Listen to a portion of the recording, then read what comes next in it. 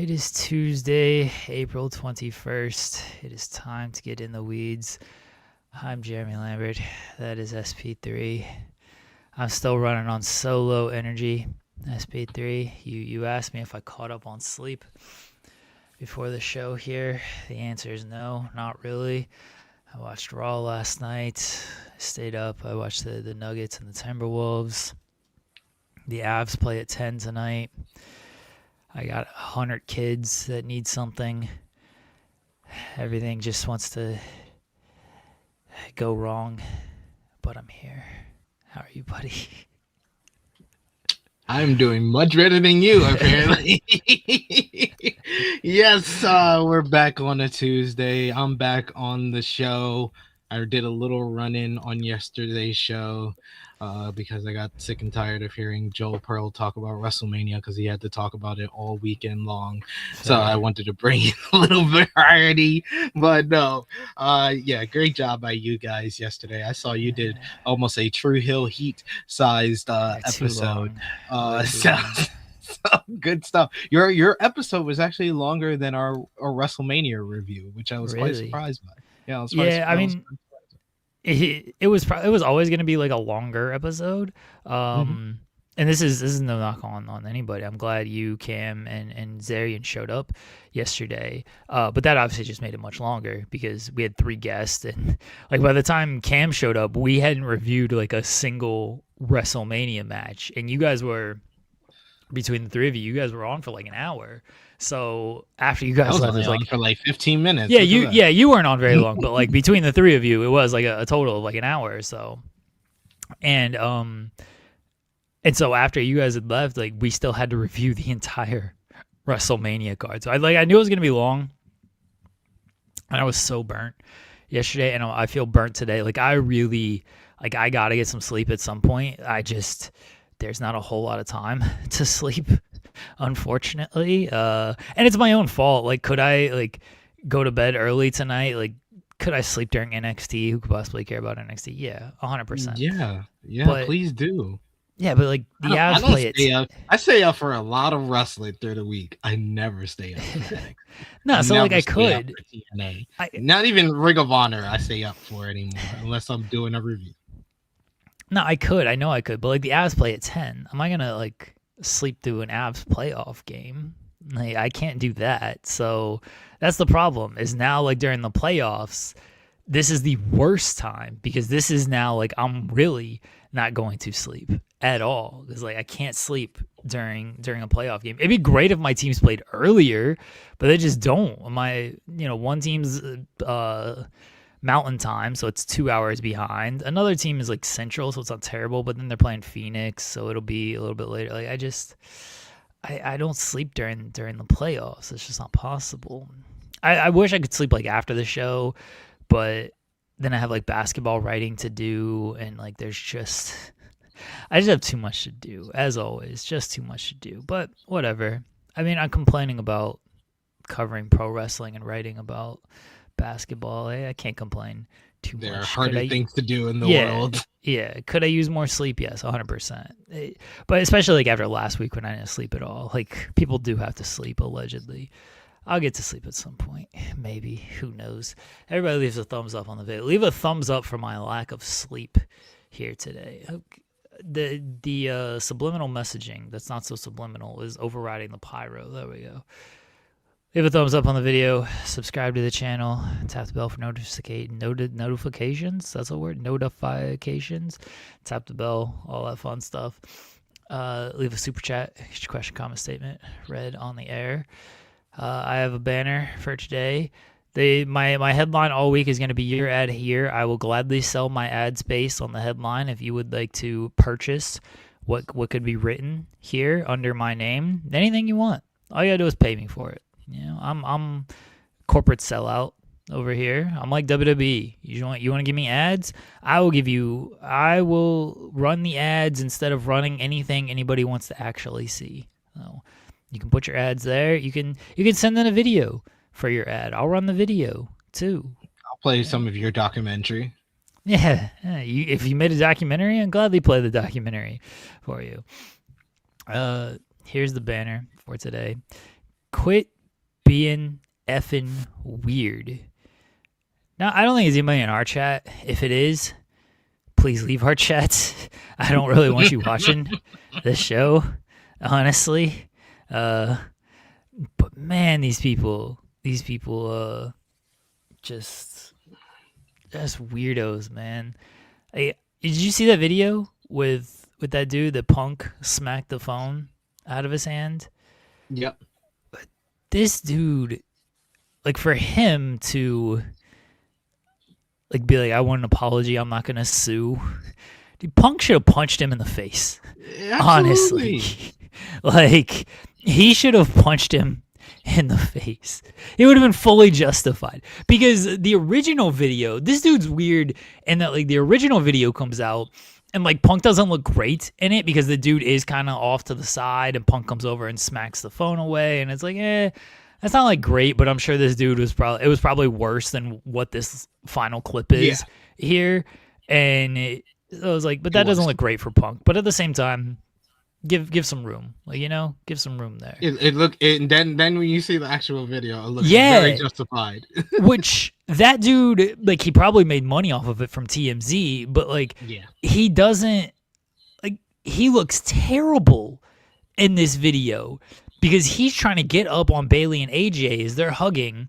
They move away from the lobby and he follows them into the elevator portion, essentially. And then he gets more close and he's like, oh, we love you, Bailey. And Bailey's like, dude, go away. Like, knock it off. And then Punk comes over and smacks the phone. I'm like, yeah, dude, like, what are you doing? Like, first, give the wrestlers. They got away from you. That's twice. And then they had to warn you again. You already got 3 warnings. Yeah, you deserve to get the phone smacked out your hand.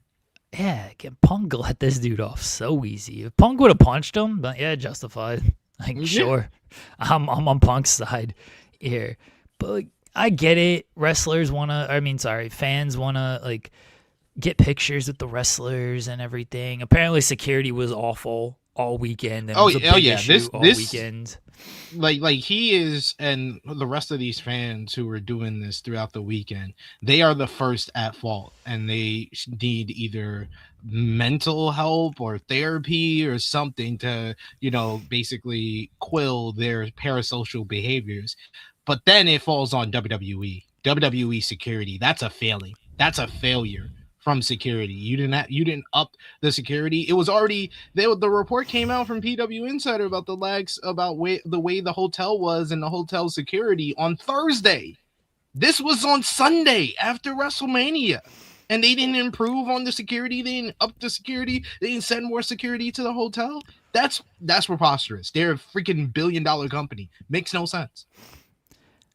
I get, like, fans want to take pictures with wrestlers and everything, but, like, we got to have some type of boundaries and stuff. Like, you want to record them, like, in the hotel and stuff. Like, I think it's weird.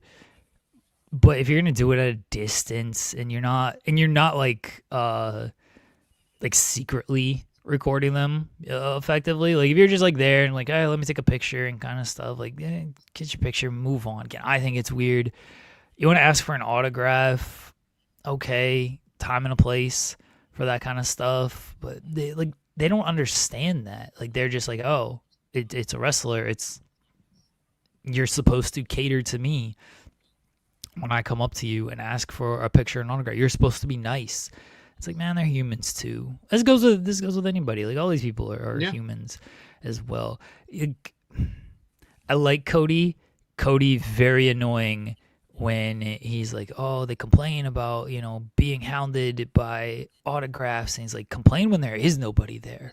Like, it's not bad when people are coming up to you and asking for autographs and stuff. It's bad when there's nobody there to ask you for an autograph. It's like, I get what you're saying, Cody, but go tell that to some of the females in the locker room who are harassed way more than, oh, people just want to come up to you and, hey, will you sign this? Will you sign this? Will you sign this? Like, yeah, that gets annoying, I'm sure, for everybody. But The females get it way worse than, hey, sign this, sign this, sign this. It is, let me get this picture, let me hug you, let me touch you, and it's not, hey, can you sign these 3,000 things that I'm gonna sell on eBay?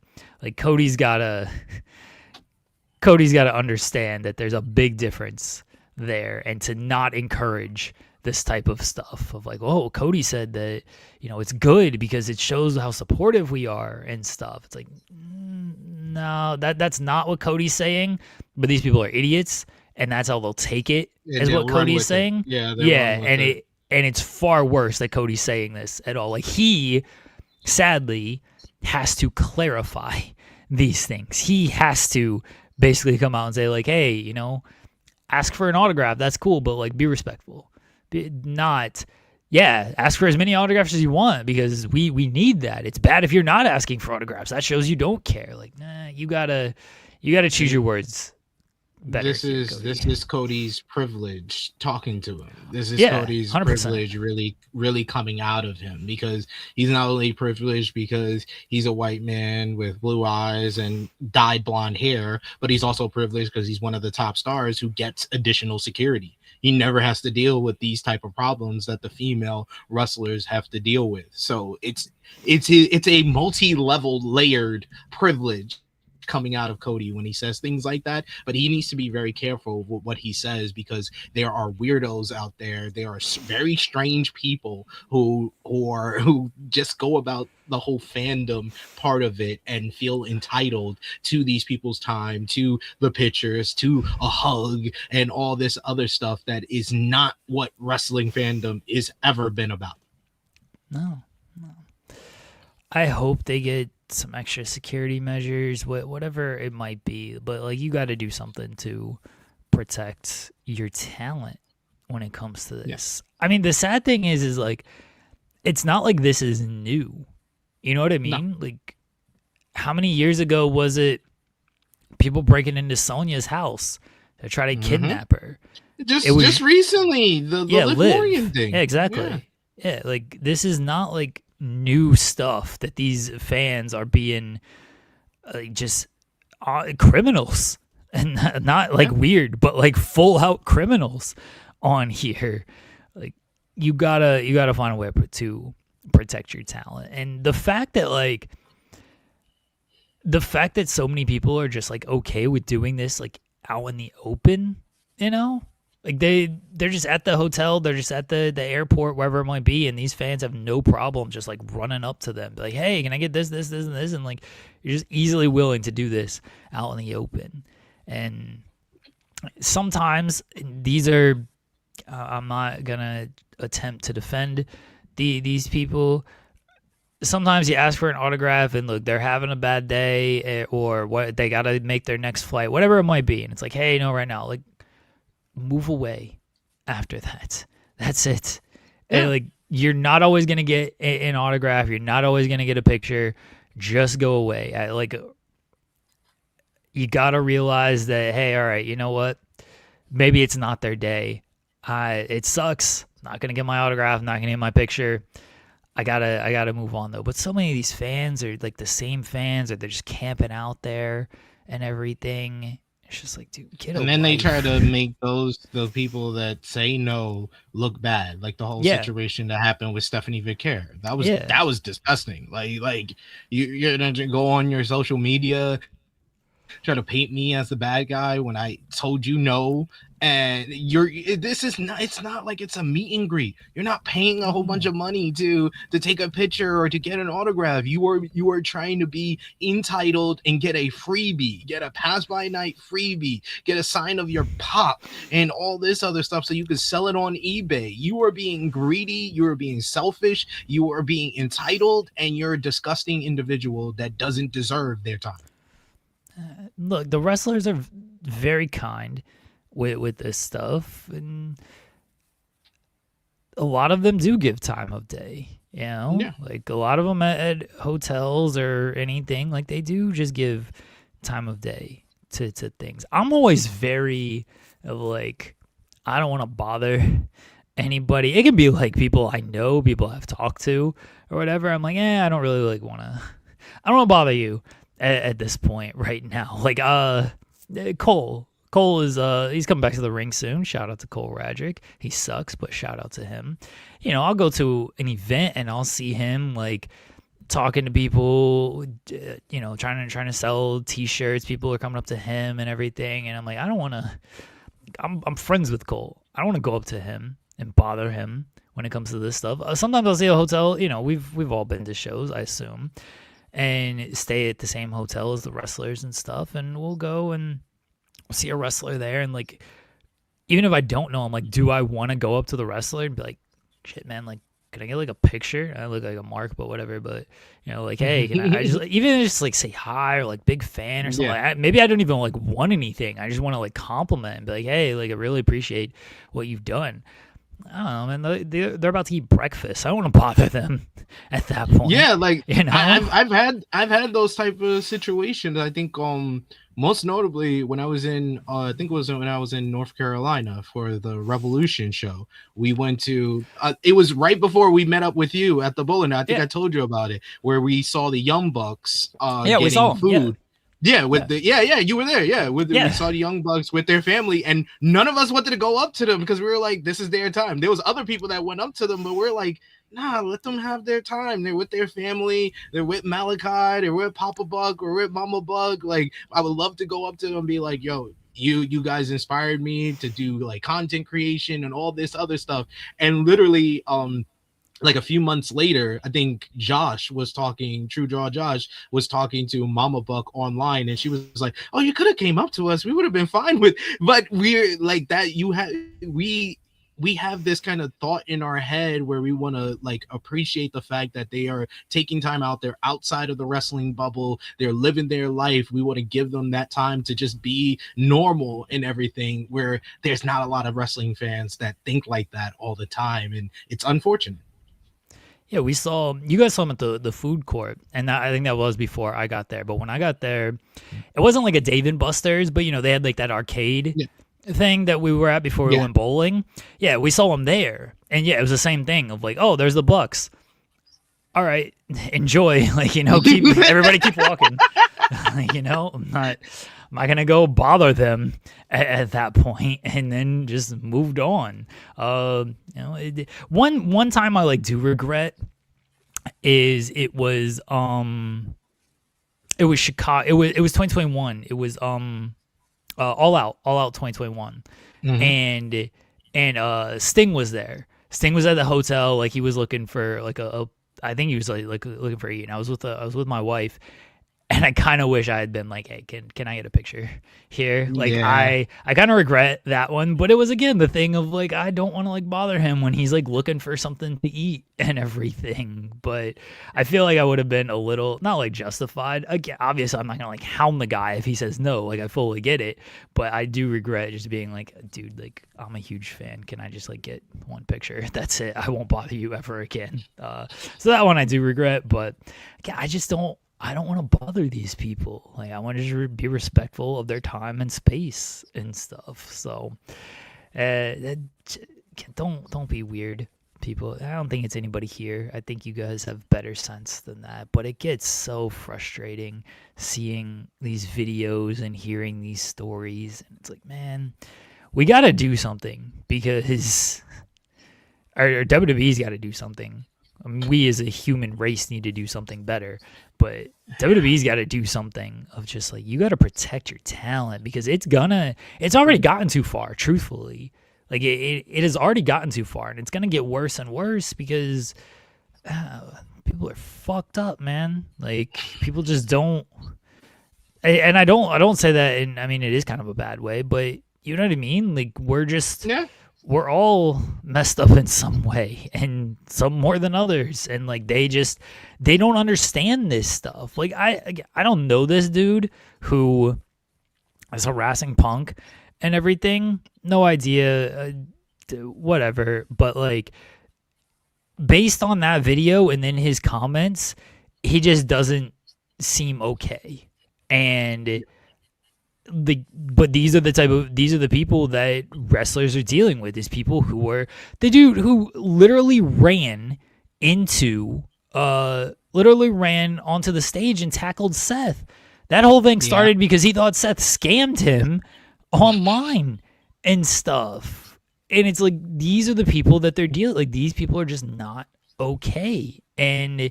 somebody's gonna be not okay to the point where it gets far worse than Yeah. this, far worse. So like, And this is a situation where, like, yeah, we're gonna put the blame on those fans that are choosing to do this type of stuff first. But this is why I bring up like the whole failing by the company and not having enough security, because there's so many different stories that are coming out. They have the whole situation with Damian Priest having to protect one of the female wrestlers from the same group of fans right before that whole CM Punk situation happened. There's another story about one of the fans walking in on them doing rehearsals for the ladder match at WrestleMania in the hotel. They had no restricted areas. They had no places like locked down. Like there was fans that could go up to the floors of these wrestlers and knock on their hotel room. Like that is so dangerous and that is so irresponsible by this company that's talking about all these record gates and all the money that they making, but they can't protect the people that are the ones putting the money and lining up their pockets. yeah, that's all. That's always the annoying part when it comes to this is like you're gonna continue to tout like how much money you have, and you can't put any of that money towards the talent in any way, whether it's giving them more money or giving them using that money to protect them or using that money to book them like private hotels and private flights and all this stuff. Like I don't care what you're doing, like you're just not putting that money back into basically their well-being, and it's always annoying when that happens, but companies don't care about that. They're just hey, we're making all these record profits, appreciate it, good luck. Yeah. Good luck.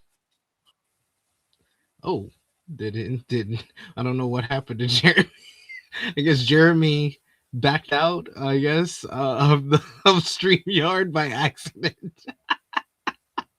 They kicked him out. TKO. TKO's trying to silence my boy, trying to silence the masses. TKO kicking Jeremy out of the stream for keeping it real and keeping it honest with these guys, because they are not putting enough money into protecting the well-being of these performers, and it's sad. It's really sad. And yeah, I mean, TKO should probably cut me off because I'm going to be talking about this for pretty much the whole week.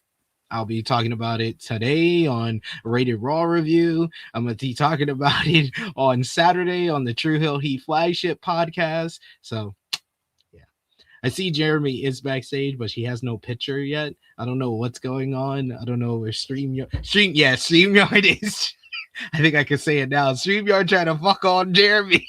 They trying to fuck on him. They trying to fuck on him. TKO can't silence me because that would be racism. So that's why they're gonna keep me on here. TKO, I've been dragging y'all the whole weekend. The whole weekend. I know Jeremy and Joel done talked about WrestleMania enough yesterday, but I got solo time. I'm gonna say my piece. Night one of WrestleMania is by far a bottom 5 WrestleMania because it was bombarded with ads. A 4-hour PLE, a 4-hour pay-per-view with 84 minutes of wrestling, with the record three women's matches on the card, and they amount to 23 minutes of ring time. I even added in the entrances. I gave about like 10 minutes for the entrances for all of these matches, and it's still clocked in at 53 minutes of total time on the show devoted to women's wrestling. Just less than 1 hour. 1 hour of the whole program were for the women on the show. If you want to add in the Bianca Belair, then it's just over an hour and 1 minute for the women of WWE. It was not a good show. There was one great matchup, Seth Rollins and Gunther.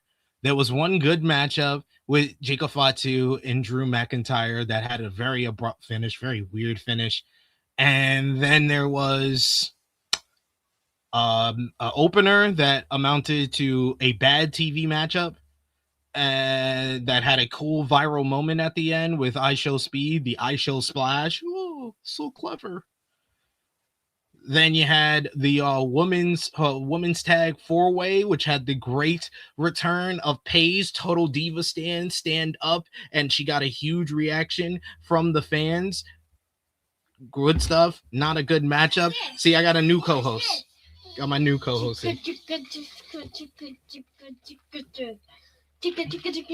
Say, I'm Jeremy Lambert. I'm Jeremy Lambert. Where did he go? I don't know where he went. So you're my new co-host. You gotta stay. You gotta stay and do the show. No, it's all right. She's leaving me. Thank God. I got it. There's a better co-host here than me. My StreamYard just like completely crashed.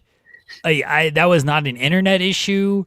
That was nothing. Like StreamYard, you know that screen SP3 where it's just like, oops, something went wrong. Like that's what popped up. Like in the middle of like, what is happening? And then I've spent the entire time here trying to get it back on. It just like was not working. Finally, I just had to like restart my computer, and now it's working. But StreamYard, TKO cut my StreamYard access. That's what apparently. I said. That's what I said. I was like, they can't believe. And I started ripping apart the night one of WrestleMania. The show sucked. It's a bottom 5 WrestleMania. I don't care what anybody tells me. Honestly, the people that have been defending night one of WrestleMania have really shown themselves to be like the very manipulated, brainwashed WWE fans. Like they have really just exposed themselves, because even like some of the most loyal WWE fans out there have admitted that this was not a good show. It was not a good show. It was a bad show. It was a bad show, like bottom 5 WrestleMania. I don't know like what you can defend from night one. I mean, I'm sure these people try and everything, but like legitimately night one, Bianca's announcement, Bianca's pregnant, like that's the only thing from night one that I'm like, that was a good moment. Like that was nice out here. Like the rest of the show was just like quick, almost nothing matches. I guess Seth and Gunther, yes, but even that, that's it. With a not so great finish to the matchup, because they probably should have done the Braun Breaker return after the matchup was done, because they were just about to hit the peak, and then he just comes out and does 2 awful spears. That's what took me out of it. Is I'm just like, okay, you did that finish on there, so like it kind of hurts a little bit. Like there's just nothing from night one that is like good to me. Oh, we have breaking NBA news. Billy Donovan gone as the head coach of the Chicago Bulls. Not super surprising. I mean, yeah, of course, that makes sense. Not super surprising there.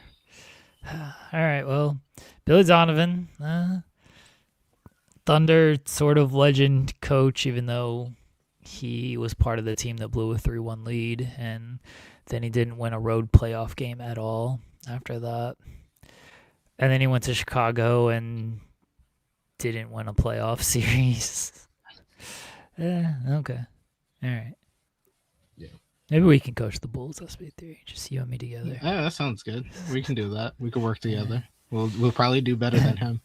But yeah, night one, and then that baffling main event where they couldn't decide what story they wanted to tell, and then oh my god, they did it to him again. Holy crap. Oh, they would have given me the floor. They are taking out my feelings on WrestleMania on Jeremy Lambert right now. Liv Morgan and Stephanie McHare could have had one of the better matches, but they just got totally freaking blackballed and only gave less than 7 minutes. And I know the report came out that they are both banged up. Then why did y'all have them be doing all these brawls the last couple of weeks? Because they weren't in any matches. They weren't in any matches in the last few months, really. Like Stephanie McHare had one match with Raquel Rodriguez, who she's faced 1,001 times over the last couple of months. So if they were banged up going into this, then why were they doing brawls all these weeks to build up the show? And then you only give them less than 7 minutes. And there's ways to go around that. So yeah, they just totally just cut their legs out from under them, and they couldn't even have a very good matchup, which I think they could if they wanted to. But yeah, and then Becky Lynch. I love Becky Lynch. She is the greatest women's wrestler in WWE history. But goddamn, she doesn't have any chemistry with AJ Lee. And then they got their legs cut from under them. They got 8 minutes, couldn't even tell a story. They had to start off in first gear, and they never got out of first gear before the match was over. And then it was over. I don't know what to tell you. This is this company. This is what this company does. Night 2 of WrestleMania was better. It was better than night 1. I will give you that. I actually thought it was a very good WrestleMania. You had the opener was exactly what I wanted it to be and what I expected it to be, less than 5 minutes. And Oba got the win. I was questioning it. As soon as we got closer to WrestleMania. I was questioning if they were going to pull the trigger on it because I know this company, they do silly stuff. But Oba got the win like he was supposed to. I personally didn't like the whole. It was not great. Stop, Xeno Hour. I'm alone, Xeno Hour. I will put you on timeout. It was not great. It was very good. It was a very good night 2 of WrestleMania. Great for some people who are basically comparing it to night 1, but very good. If you look at it in a vacuum by itself, it's a very good WrestleMania. Not a top 10 WrestleMania, not a top 20 WrestleMania. Very good middle WrestleMania out of the 42 editions that they have done. It was exactly what it needed to be with Oba and Brock. He got the job done. Oba got the win. I don't like the whole Brock Lesnar retirement angle thing because I think that took a little bit of the spotlight away from Oba, but that didn't matter on last night's episode of Raw, and the crowd was still into him. But I would have preferred them not doing that whole angle because it's just an angle. He's not retired, folks. I'm letting y'all know. Spoiler alert. Sorry if this is a spoiler for some of y'all. Brock Lesnar, you're going to see him wrestle again. Because that's how professional wrestling works. Then the ladder match was great. Great ladder match. The guys just went out, had an all killer, no filler type of matchup. Trick and Sammy was the right result, but it was too short to amount to anything really, and they have a much better match in them. What was next? I forget this card. This card is not that. Rhea and Jade was actually much better than I thought it would be. I gotta give my hats off to Rhea and Jade because Jade Cargill put on her best WWE matchup of her career, which is not saying much. It's like a 3.25, 3.5 star style matchup, but still, it was a good matchup. The street fight. I think they've made the demon whole character too cartoonish. It's not what it was in New Japan. It's not what it was in NXT. It's a cartoon version of the demon. So I didn't like that matchup as much as I hoped I would. I thought it went way too long as well for what the Demon versus Dominic Mysterio should have been. And then the main event is an all-time classic. It's one of the best WrestleMania main events of all time. If you disagree, argue with your mama. I don't care. It's one a great story, told the story of their hatred for one another.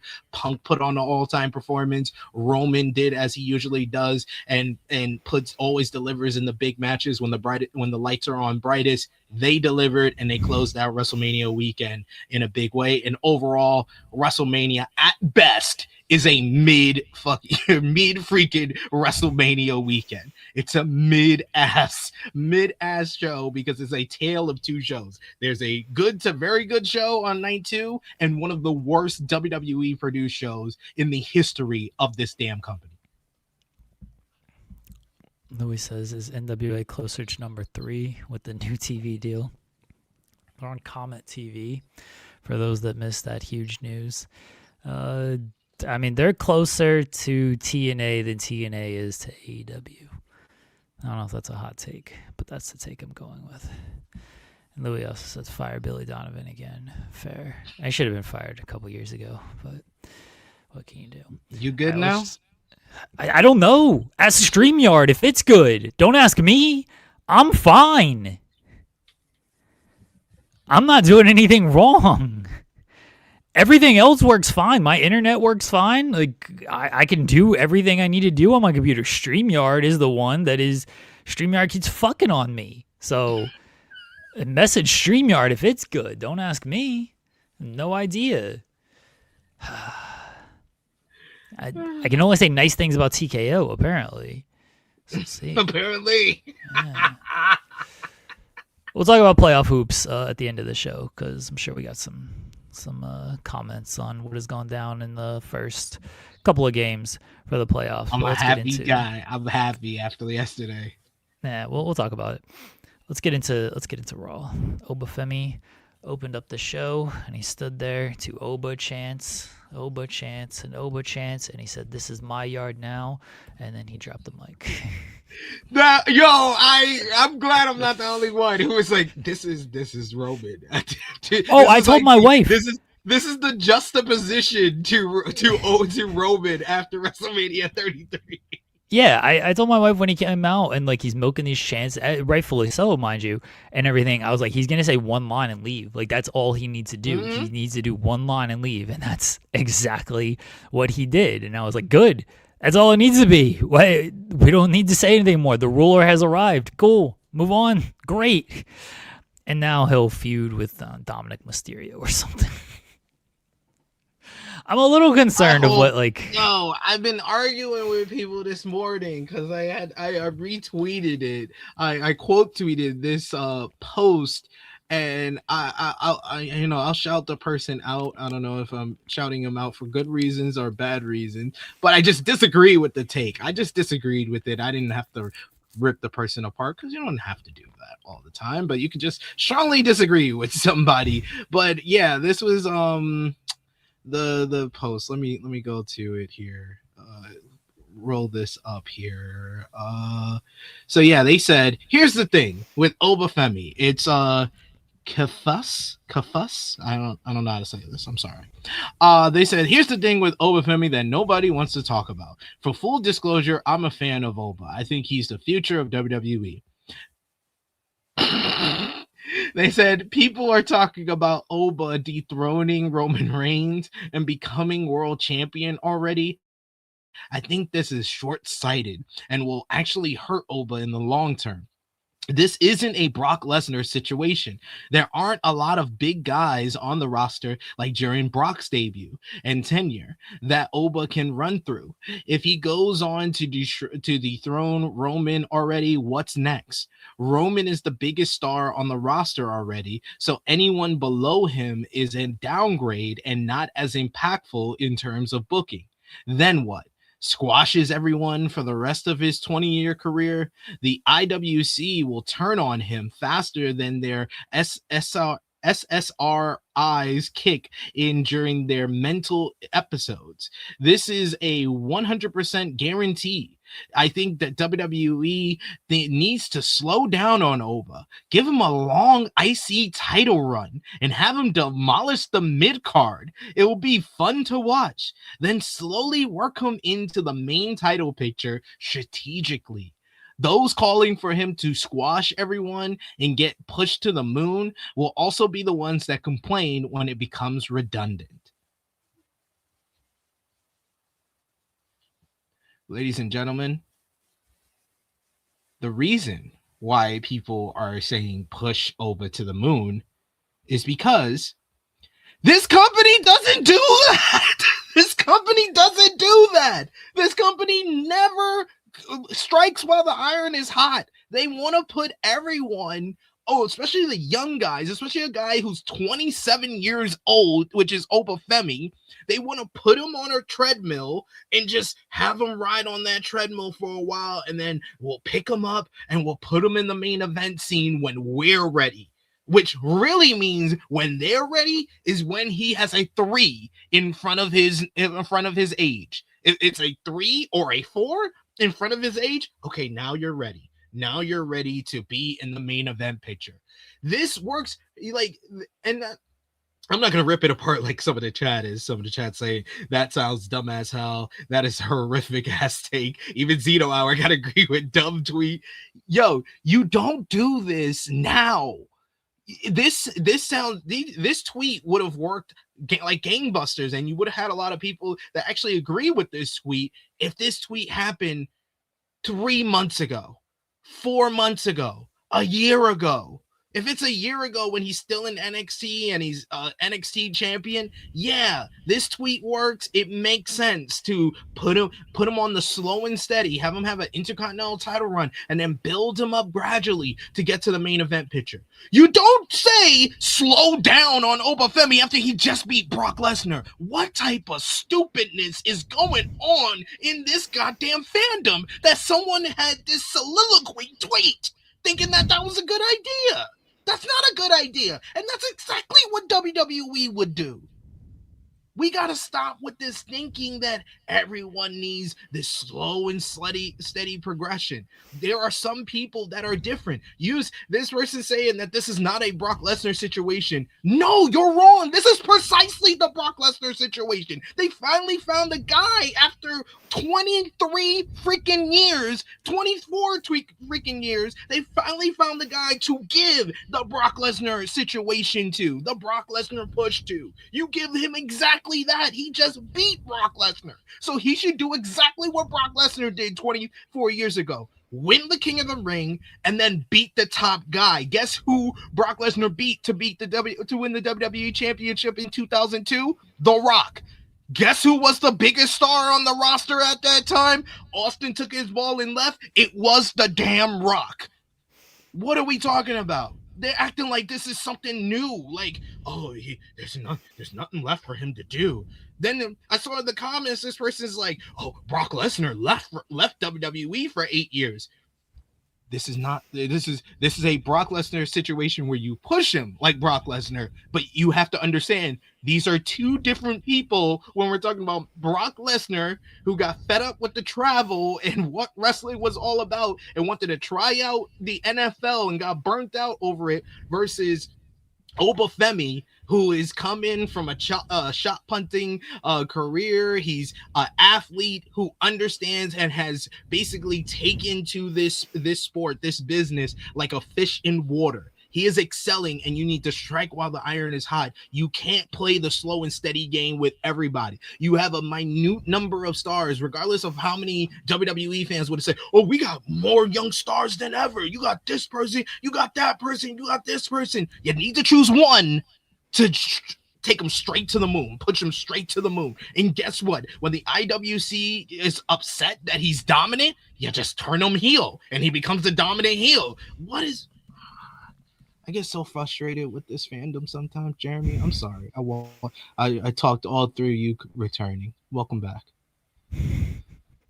I'll probably get cut off again with the way StreamYard's going for me today, so we shall see. I'd put the title on Oba tomorrow, but that's obviously not going to happen. You got to keep him hot. In whatever way that's going to be, you have to keep him hot. And he's not going to face Roman. We know that because Jacob's got Roman right now. I don't think you could do Gunther because, at least not yet, you can't do Gunther. Who is there to keep him this hot right now? Like, who do you put him up against right now? What do you think? I would think that he has to beat someone that's reasonably, basically a top star or a fringe top star, right out the top star picture. He needs someone that he can feud with for a month or two before we get to King of the Ring time. I think that the perfect person for this job is Drew McIntyre. Drew McIntyre would be the guy they have a little bit of history from Drew ruining Oba's first matchup on the main roster. He can see what Oba has accomplished and be like, I've been there. I've done that before. I'm not going to let you take my spot in WWE, because it's all about that with Drew McIntyre. I think that they can tell a nice little story, build up to a big matchup in Italy at the Clash in Italy event. He beats Drew McIntyre there, and then right after that pay-per-view is King of the Ring season, and then he goes on to win the King of the Ring. Okay. I like the idea of Drew My only issue with Drew is he's a giant loser right now, and so I don't feel. But He is. a lot of their heels are kind of giant A losers lot of right their now. heels, like the only one who's not a giant loser is Gunther, and you gonna keep Gunther is the guy that should be like if you're not gonna do a long program with Jacob Fatu and Roman, then you're probably gonna have to run Gunther at probably like Money in the Bank against Roman. And that's Yeah. your segue, your bridge to getting Roman to SummerSlam, where he faces Brock Lesnar. I mean, where he faces, excuse me, not Brock Lesnar, the guy who's going to get pushed like Brock Lesnar, Oba Femi. Yeah, I was trying to think of somebody else. I mean, this is why I threw out Dominic, who also just lost, but Dominic's at least over as far as a heel to where people want to see him get his ass kicked. Dominic's not a guy who's like going to stand up to Oba. He's not. He's a chicken shit heel, which is fine, but Oh yeah, Dominic's you're at right. least a guy. Money in the Bank is in September this year. So King of the Ring, he faces Gunther faces Roman at King of the Ring, where he's won that tournament before. Yeah, I was thinking Dominic. The only other name that I could like really come up with, but he just lost is, and I don't know, he might be taking time off, is Orton. But I don't know what the situation's going to be with Orton. Yeah, it's either Orton is going to be the new WWE champion or he's going to continue feuding with Cody. Yeah. They just don't have like too many hot heels right now that I can think of. Like, yeah, this is the guy that you need to put him up against, because you can't pull back and just have him like beat Rusev again. Like, they're trying to heat up Rusev. He beat Rusev in 3 minutes. That's what happened to that feud. Right. That's what I'm saying. Like, you can't like do something like that again. Like, you got to go with someone hot again. I was trying to. Is there like a legend they could bring back to just get squashed in a couple of months? Like, is there anybody who's kind of potentially around to kind of get that spot of just getting beat? What the hell's Kane doing? I'd rather him see him wrestling than whatever he's doing outside of wrestling. Bring in Kane and just get beat up. You know?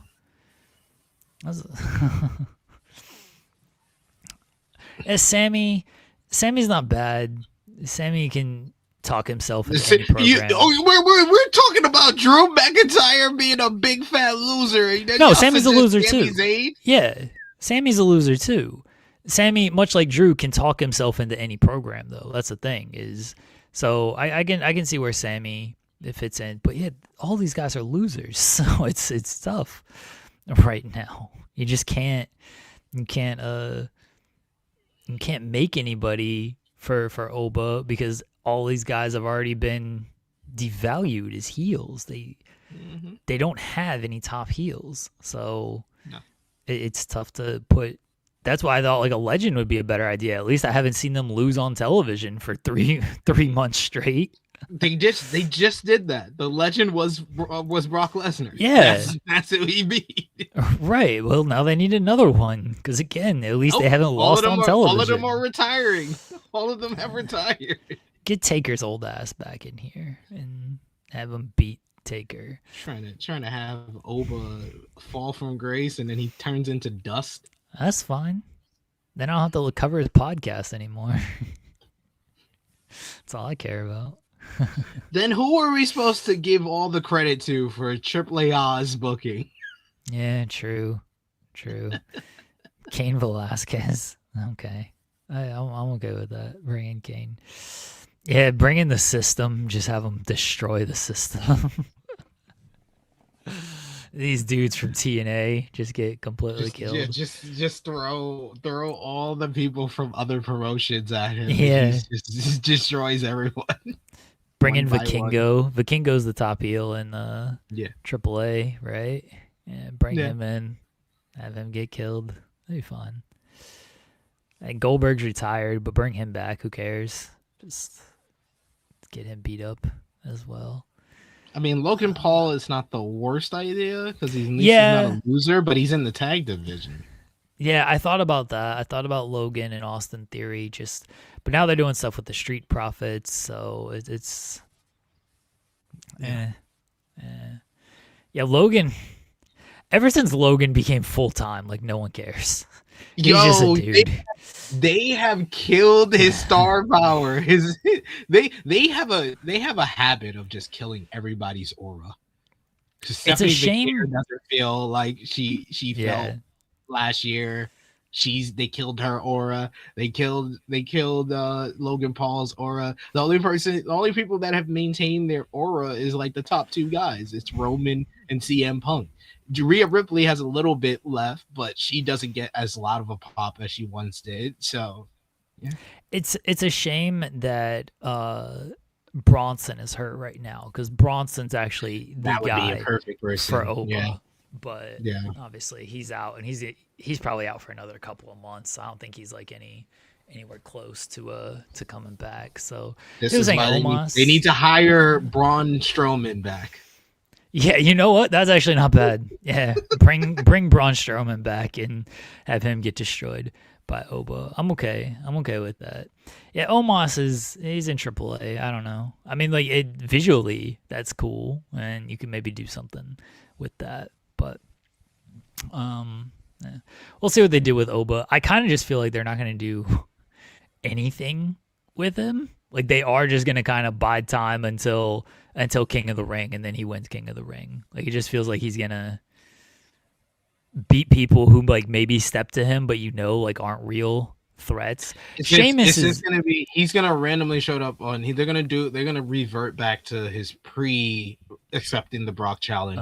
Yeah, where he just steps up and answers open challenge. Yeah, open challenges on both shows. Sheamus is a good shout. He's hurt too. But yeah, if Sheamus was able to come back, that would be good. Sheamus was babyface when he left, but whatever. Mm-hmm. Sheamus can work heel, and that's a fun little feud. I'm not mad at Sheamus. It legitimately has to be a guy that's just been like away though, because again, all these other guys are losers, so you can't sell me on any of these other dudes beating Oba. At least if it's Sheamus, it's like, all right, you know what? Again, I haven't seen him lose 15 times over the past 3 months, so maybe he can beat Oba. Solo Sikoa. Stop it. Stop it. I mean, if he beats all of the Solos and the Sikoas, then okay. Like, he just runs through all of them. That's fine. He beats all of the Solos and the Sikoas, and then he says, I beat one tribal chief. I'm coming for the other one.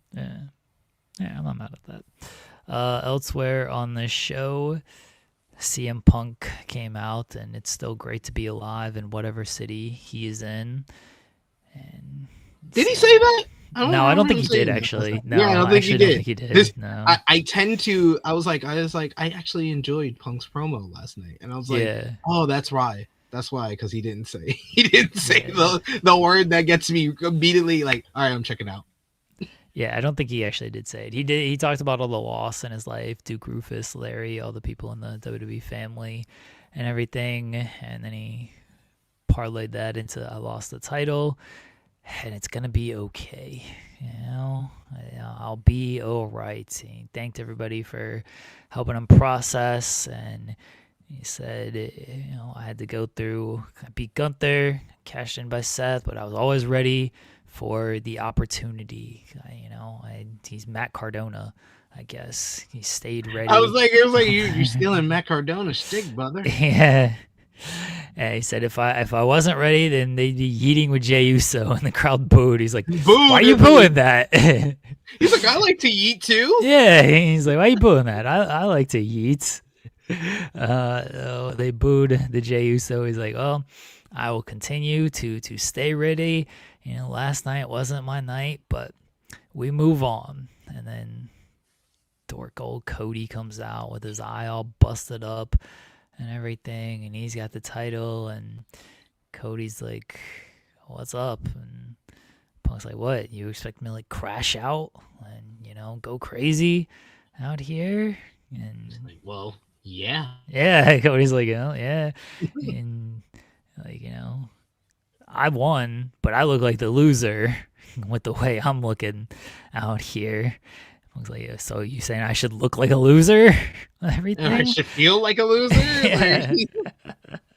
And then Punk's like, all right, fine, lost. It's okay, and continue to talk about the title and being the champion. And Cody's like, stay ready. You never know when a championship opportunity is gonna fall out of the sky. And Did then, your pet peeve?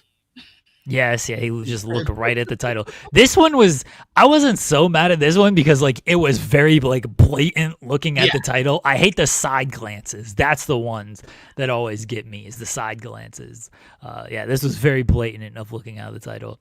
And Punk walked away, and Cody said, "Hey Punk, just say when."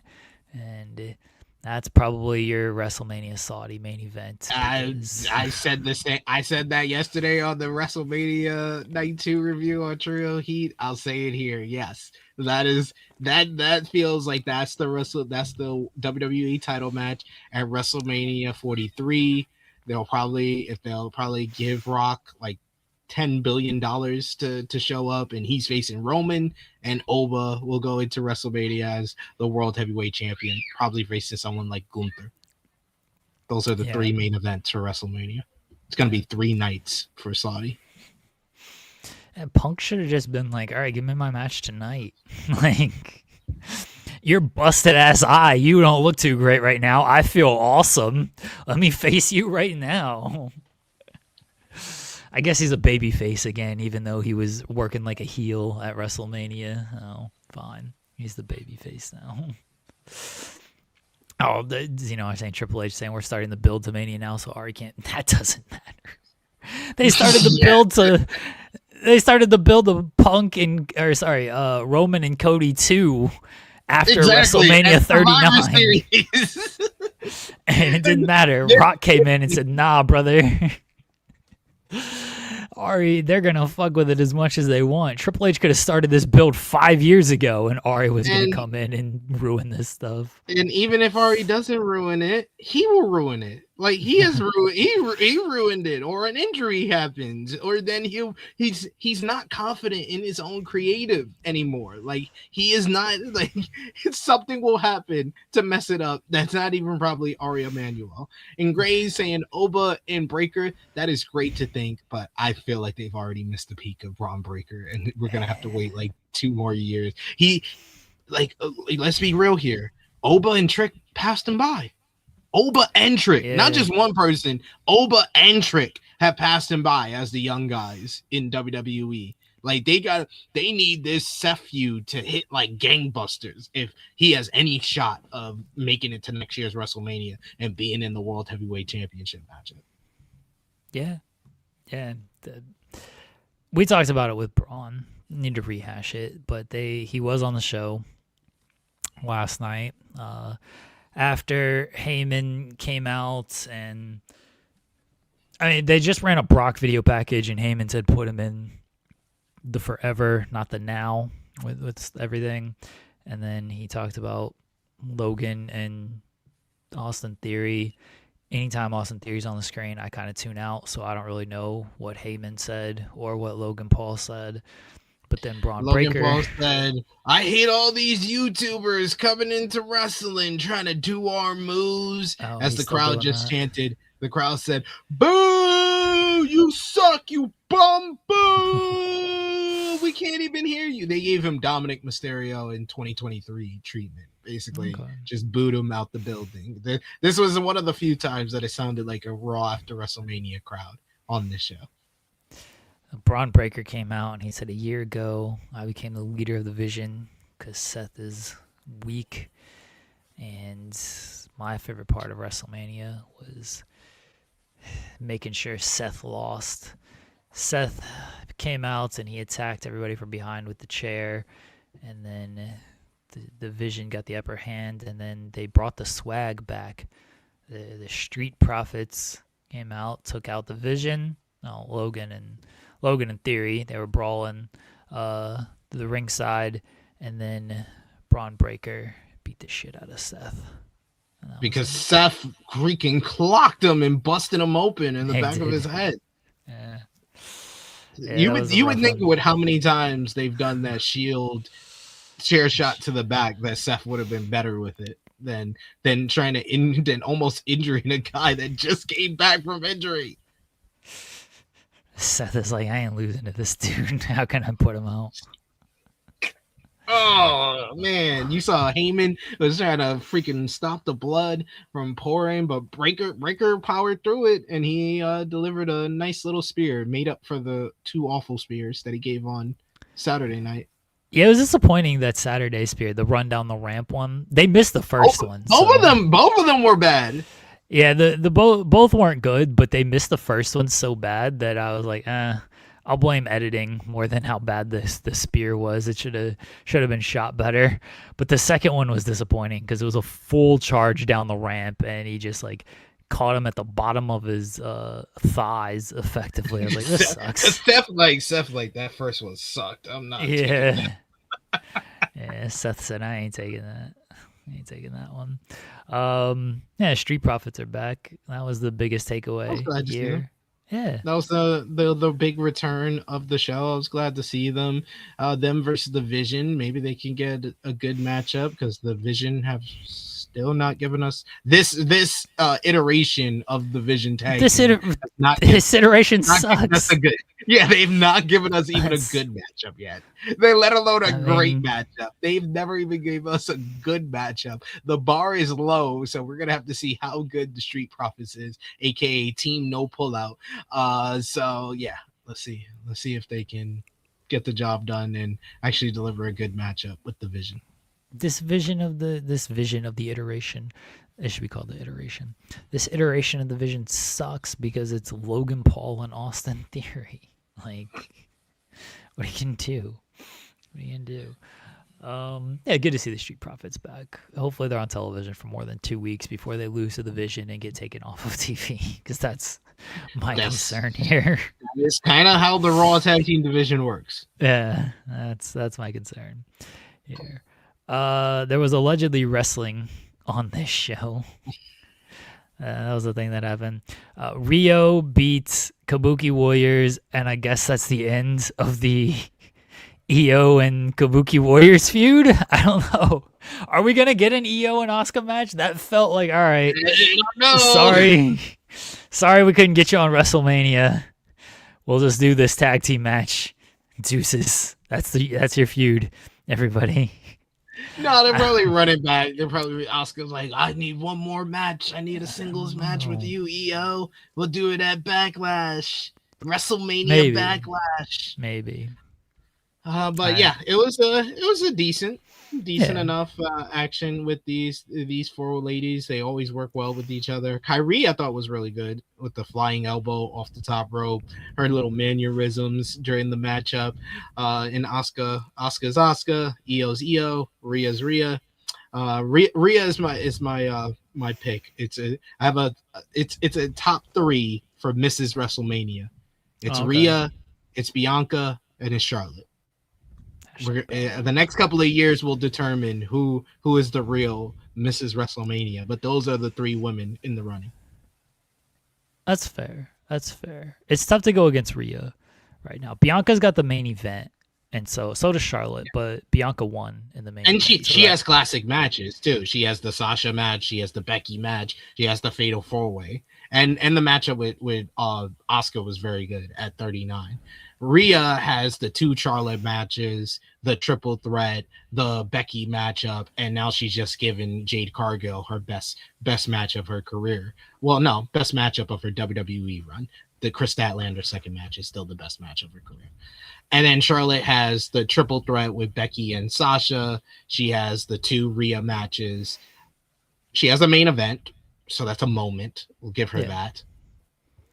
She's got Asuka defeating Asuka's streak. Yeah, Asuka. Yeah, Asuka, and that's a great matchup as well. Yeah. So her and Rhea match up as far as having like the five things, a moment and a couple of great matches. Bianca has the moment, but she only has like 4. She has the moment and a couple and like 3 bangers on the WrestleMania. So that's why I said they're all kind of there. We'll see in the next couple of years who's going to be officially Mrs. WrestleMania, even though I think they were already saying on commentary that Rhea is Mrs. WrestleMania.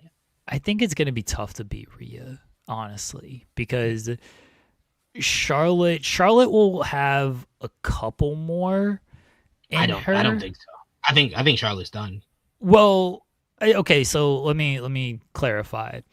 A couple more opportunities because she will get she'll be in that spot. Like I really only think it's going to be like one or two more opportunities to kind of get that, cuz she's obviously been phased down a little bit. Charlotte's not old by any means, but we know how this goes. She is past 40, and so they will continue to phase her down off of that. Rhea's got at least 5 to 6 more to potentially add to her list there. Rhea's got a main event at some point. Like it's gonna happen. If she doesn't main event, I don't know. They screwed up. With the way True. this company. I mean, true. How many WrestleManias has this been? Like, it's been a while. 37 It's been was since. the last time. Yeah. 37 is the last time that we had a all women's main event. Like, Yes. it doesn't seem like we're going in the trajectory of, oh, we'll get to them. We'll get to them. That's what they keep saying, but it never feels like that's the direction that we're going in. Yeah. I think Rhea's going to have more chances to get there, and I trust her to deliver on those chances.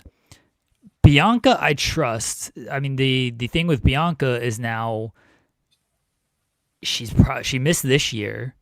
She's likely to miss next year. So that's 2 that have kind of already gone. And then where's the landscape by the time she comes back? Like, I don't think she'll be phased out or anything. She's Bianca Belair. She rules. She shouldn't be. Yeah. But you just don't know where things are going to stand by the time she does get back. That's why, like, I'm fairly confident Rhea solidifies her. I kind of think it's already her anyway. I'm fairly confident she solidifies it. After that Jade matchup, the True Heat chat could tell you, I was like, Rhea's Mrs. WrestleMania. Of course, Romeo wanted to argue with me, and I already knew he was arguing for Charlotte Flair, and I listed the resume. I was like, nah, man. Like, you got to understand that Tiffy matchup just brought down Charlotte's average. I know you do, but it did bring down the average for her. That's the real kind of like matchup that's like that's gonna age very poorly. I think I watched it again. I watched it because my daughter's been on this kick of watching old WrestleManias, and then she was like, "Oh, I want to watch 2025," and I watched it again. I was like, yeah, this match has aged poorly after a year. I can only imagine a few more years down the road. The other thing with Rhea, she's much younger than everybody else. Yeah. Like, Bianca's 37. It doesn't feel like it, but again, none of these ages are old. Please do not put me in that category. But she's 37. Rhea's only 29. Like, Rhea's got 8 years on her. That's a huge difference. This isn't 37 to 35 here. Rhea's already done all this at 29, so she has just way more years to continue to add. I think if you're arguing for Charlotte and Bianca, you have to go moments over kind of match quality. And granted, both of them have the match quality to match Rhea, but I think Rhea's match quality is higher than both of them on WrestleMania. Charlotte and Bianca have the main events. Bianca has the victory and the main event. I think if you're really arguing Charlotte, it's not only moments of having the main event, it's beating Asuka's streak, and it's winning the first women's world title. And look, and that was both of those matches were very good too, but tack on the importance and the moment of those matches, and it makes it into a bigger deal. I think that's the best argument for Charlotte, and then a little bit Bianca the same way. But once Rhea gets the main event, like, it's solidified at that point. Oh yeah, it's a wrap. Yeah. It's a wrap. Like that's what I said. I was like, immediately after because the one thing that I think that really gives Rhea the edge is because like I think it's really between. It's not like I think Charlotte, y'all, the people that are arguing for Charlotte, it is more amplifying the moments over the match quality. Yeah. But when it comes, it was never really. Yeah, Shawn Michaels had his moments, but it's always why he became Mr. WrestleMania is because of the match quality. I think that the match quality wise, it's Bianca and Rhea. It's a 2-horse race. The thing that gives Rhea the edge over Bianca is Bianca doesn't have a matchup that she was the ring general, that she was the one that was guiding the way. She has the Sasha match that was great. That's a Sasha leading the way. She's the ring general in that matchup. She has the Becky matchup. That's Becky leading the way. She's the general in that matchup. She has a very good matchup with Asuka at 39. That's Asuka leading the way to the great matchup.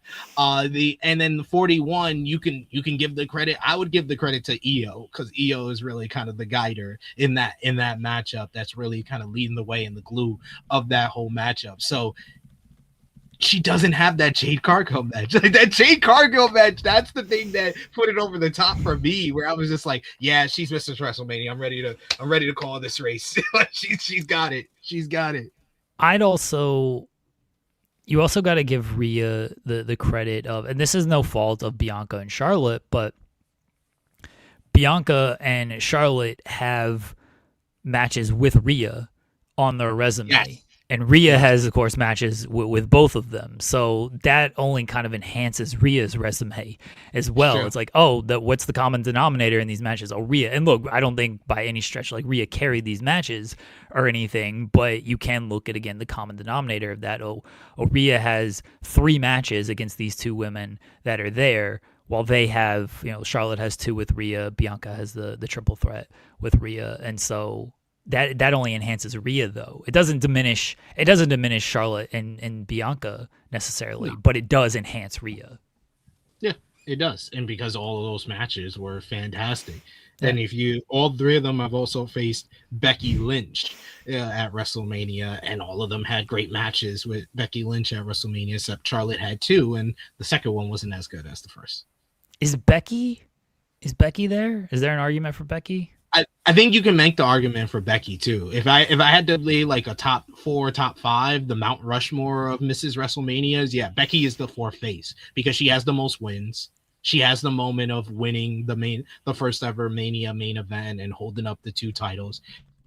She has great matches, the triple threat with Sasha and Charlotte. She has the matchup with Rhea at 40. It's just because mainly after the peak of main eventing WrestleMania, she does have that great matchup with Bianca Belair, but that's more her putting over other people. That's what her job has been pretty much since coming back from her pregnancy. It's been putting over other people, is giving the ball to someone else, who's been passing of the torch, where she has the great match with Rhea, that's to put over Rhea. She has a great match with Bianca, that's to put over Bianca.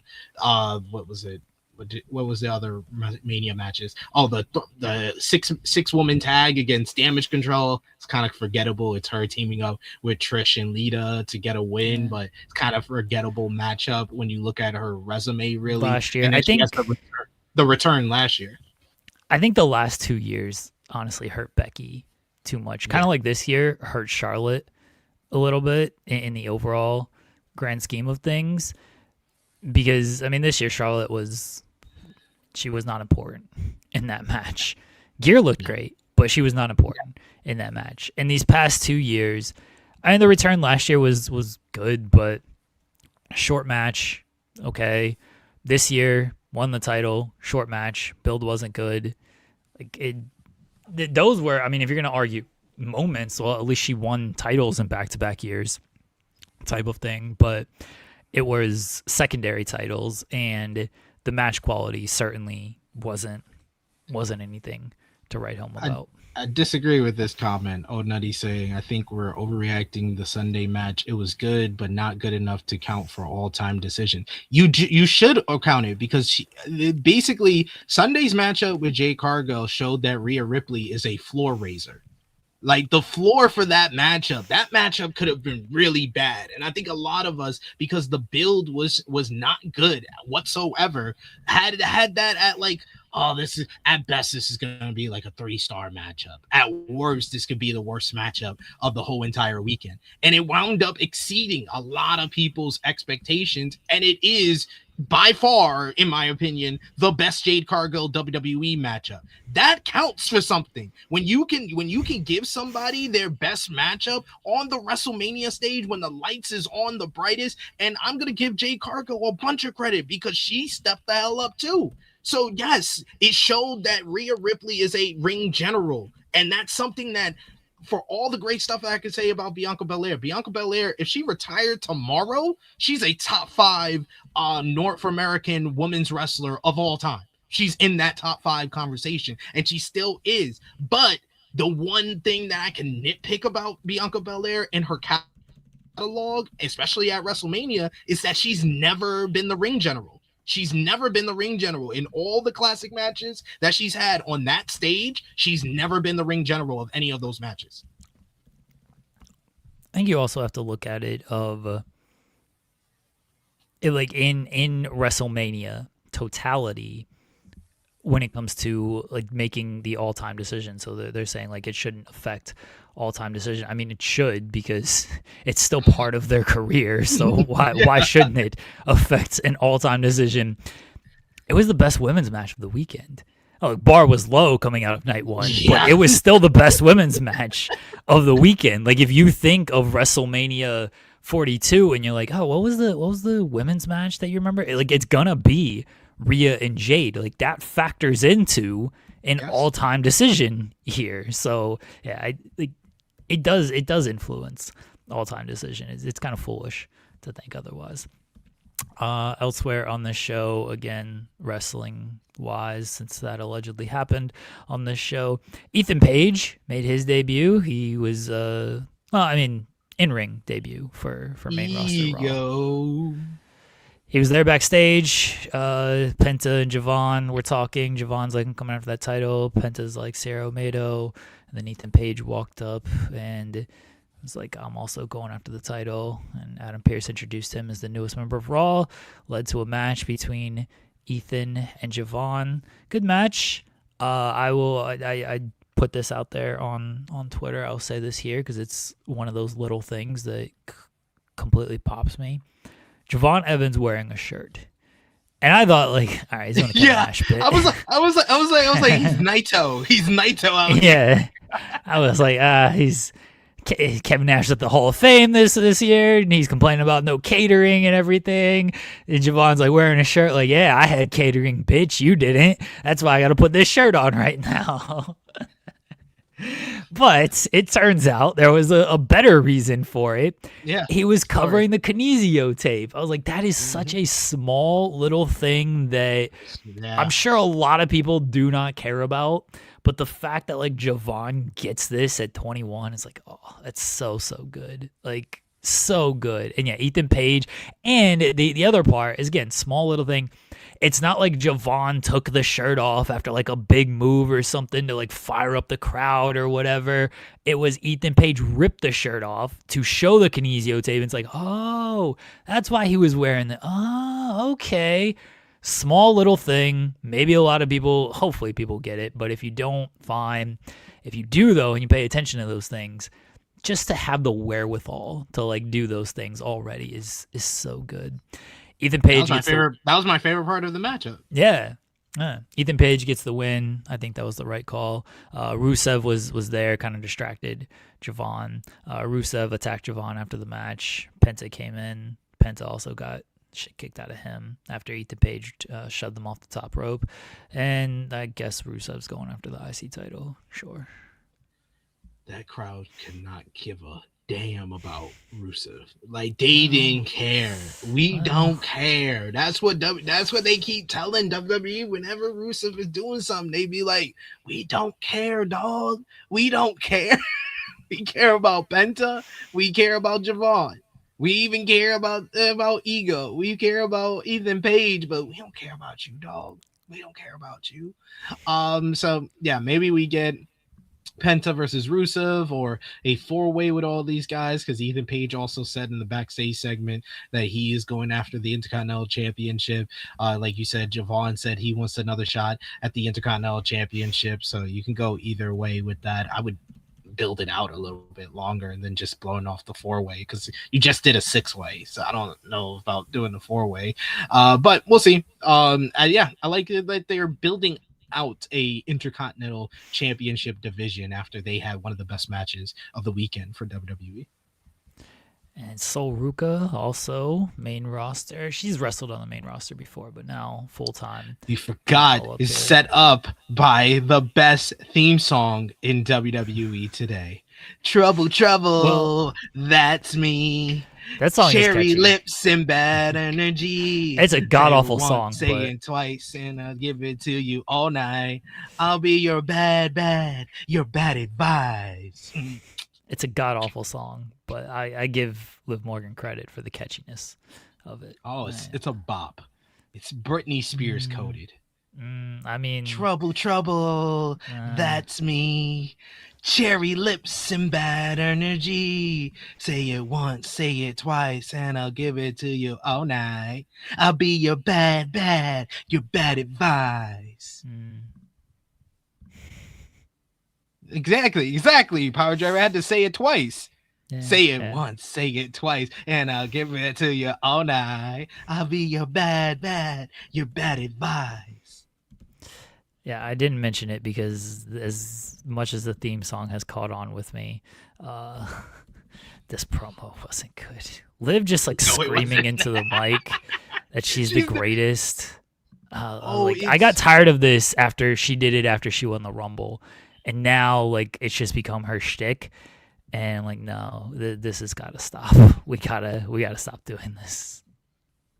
It's I gotta shout out Alex McCarthy. I know you hate that, but I gotta shout out Alex McCarthy to say he definitely he contextualized it so much, because I just have been so annoyed with Liv ever since she won the Royal Rumble in her promo style, and he was like, yeah, Liv has that Sasha Banks WWE annoyingness. I was like, yes. It was like the eureka moment. I was like, yes, that's why I've been tuning out. Is because yes, it's exactly like Sasha when Sasha was a heel towards the back half of her WWE run, and she was just totally annoying on the mic. And I was like, it is being an effective, annoying, obnoxious heel, but it just is a turnoff to people with ears.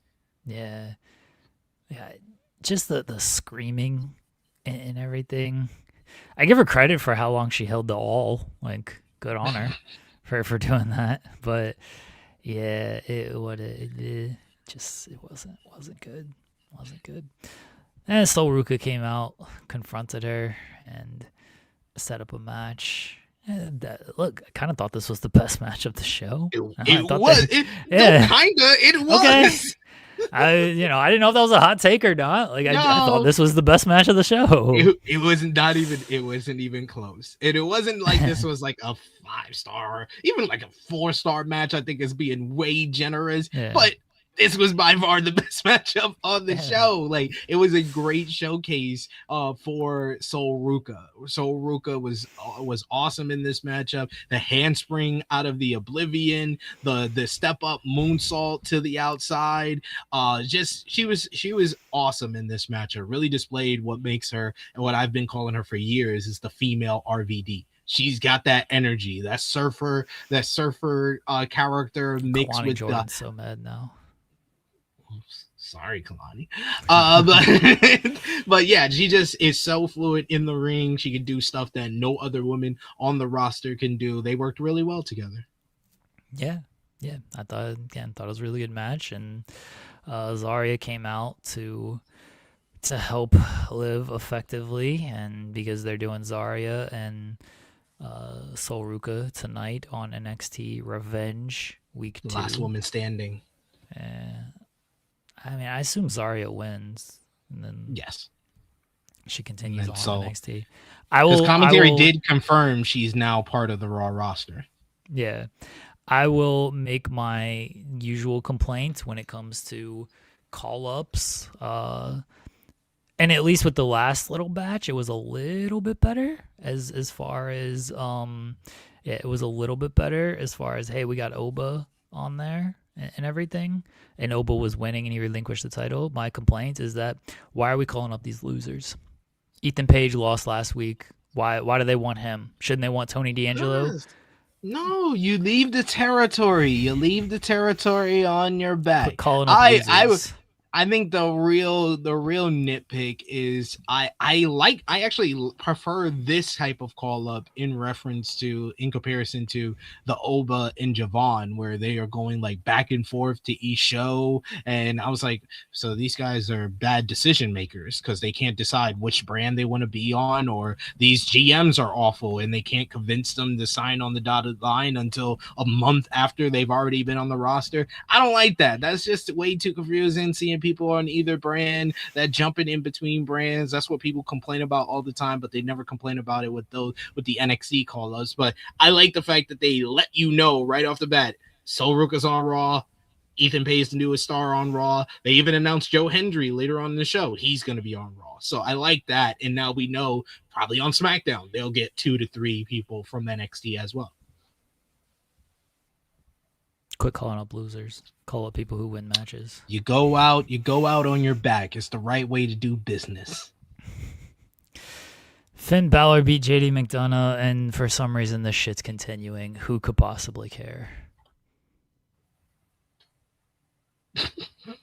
That's it. I got nothing else. I do not care about Finn, JD, dominate. He beat him at WrestleMania. Move on. Do something else with your life.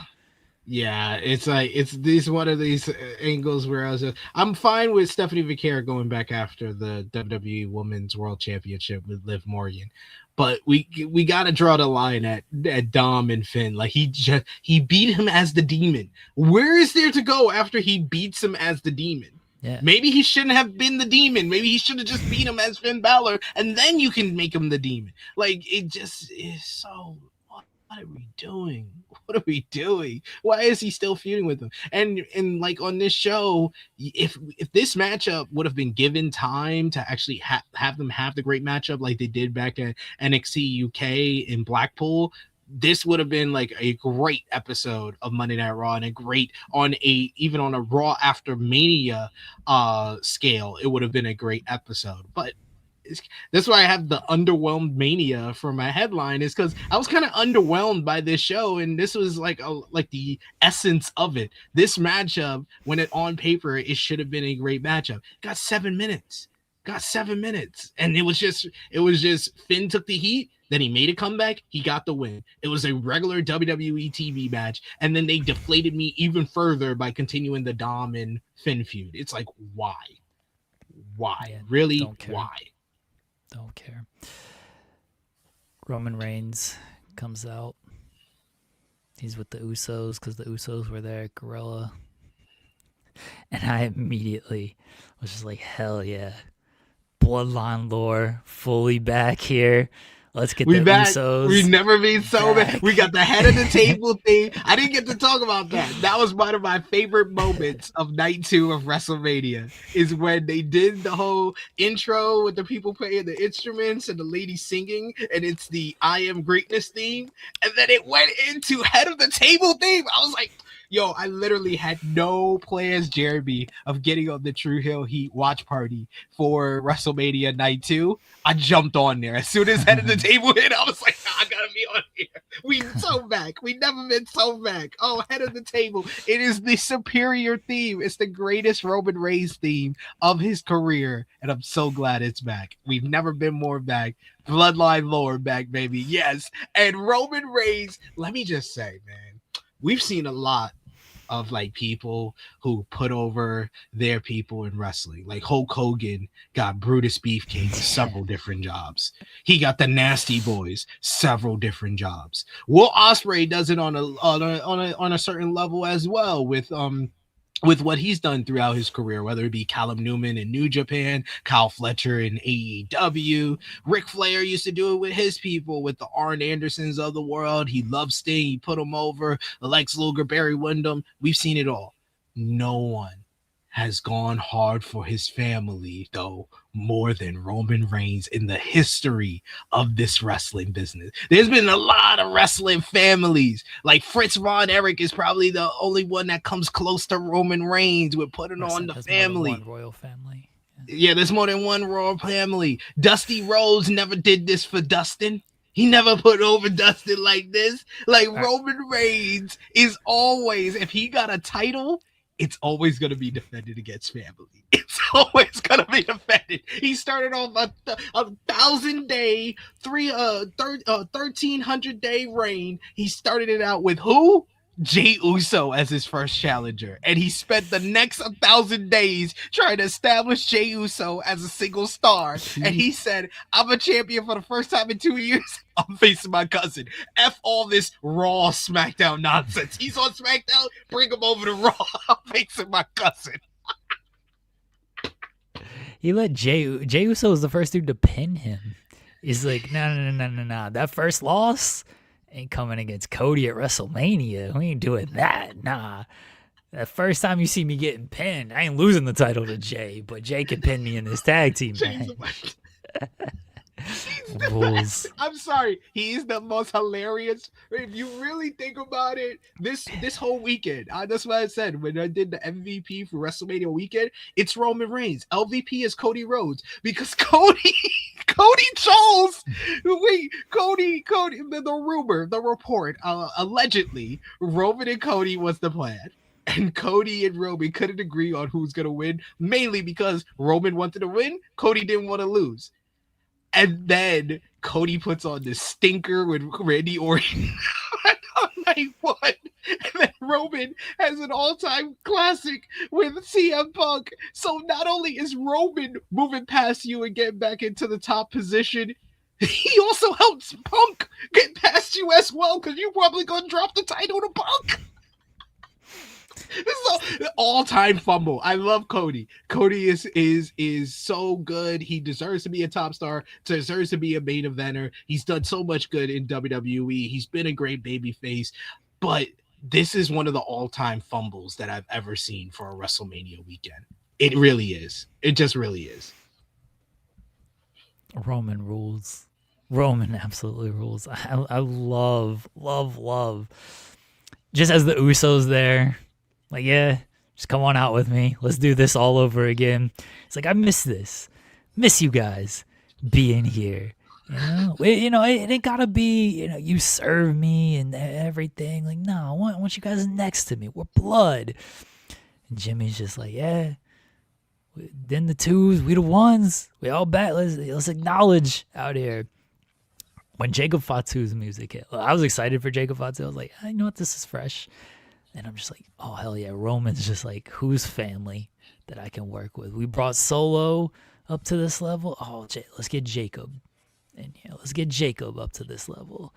Jacob comes out. I thought Jacob cut a great promo. Like, I don't want to be no tribal chief. I don't need that. But like, I need that title, though. Because I need them shoes. I need them jets. I need that house. I need them cars. I need that watch. I need all that for my family. I need better school for my family. Yeah. I was like, yes, let's go. I'm like, hell yeah, Jacob, do what you need to do for them 12 kids that you got. Like, if anybody, Roman should respect that too. He's like, damn, this is the only person with more kids than me. All right, I got you. That's why I love Roman's response. Like, I want that all for you too, man. Yeah. I want that all for you too. And he said, you got to make sure you can handle the pressure of this. So Jacob challenged him to Backlash. They even brought up the Cameron. They brought up the Cameron beef. That was awesome. Like, that was great, but like the fact that led to nothing was so stupid. We didn't talk about it yesterday. They should have spanned over to Jim Jones. Like, Jim Jones should have stood up. Be like, you know what? Respect. I'm right there with you. F Killer Cam. It felt like they shot that angle and then somebody was like, nah, we're squashing this. And so they just had to like let it die and like not bring it up, because why do you do that if like Cameron wasn't supposed to appear at some point at WrestleMania and get kicked or the Raw after and get hit or something or get some type of revenge. Why is Jey Uso the babyface? This is a heel move to attack a podcaster like that. Like none of it made any sense. But whatever. Yeah, Roman like beating up podcasts, old 90s rappers. Like what are we doing out here?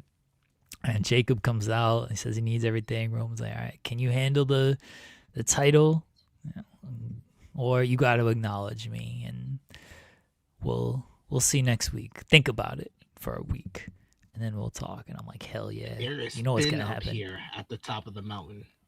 You know what's gonna happen on SmackDown. Jacob's gonna be on SmackDown. The Usos are gonna be there, and they're gonna talk to him. Like, I don't know if you should do this, Us. Like this, that's a tough one. And Solo's gonna talk to him and everything. Like, I mean, we've had our history, but I've also had history of the Roman. Like, yeah, Bloodline backstage segments. Let's go over here. Let's go. This is what we need. Back.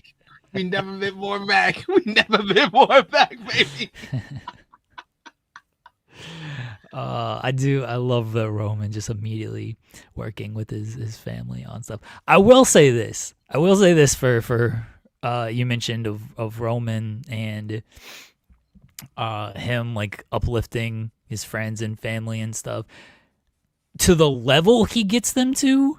Yes, 100%. I don't think anybody else gets anybody to the level that Roman has helped get the people that he wants to uplift to. But of everybody you mentioned and who they've helped and stuff, fuck Hulk Hogan. But that dude was getting work for people who were not good. Like at least Roman, like, look, Jacob Fatu is really good. You know, the people that he's helping are good. Yeah, like Jacob Fatu is great. Like the Usos as a tag team, I mean, they haven't done much lately. I buried them yesterday, but like they're a great tag team, and Jay's gotten over and everything. You talked about Flair and Anderson and everybody. Like Hogan helping Brutus Beefcake and the Nasty Boys and getting them work and stuff. Them dudes ain't good. They ain't getting jobs otherwise. Horace Hogan. Like I gotta again fuck that dude, but like he was helping some nobodies get them talents right there, getting them jobs. Bums. So, he was helping some straight bums. Like the fact. Roman, all credit, he gets them guys to the main event and everything. The fact that Hogan got them jobs at all was like, yeah, you know what? Fair play to you. You take care of your people. He's like, I can't do no further than that. He got Beefcake a Starcade main event. He did. Yeah, he did get Beefcake in some high-level spots now. He did do that.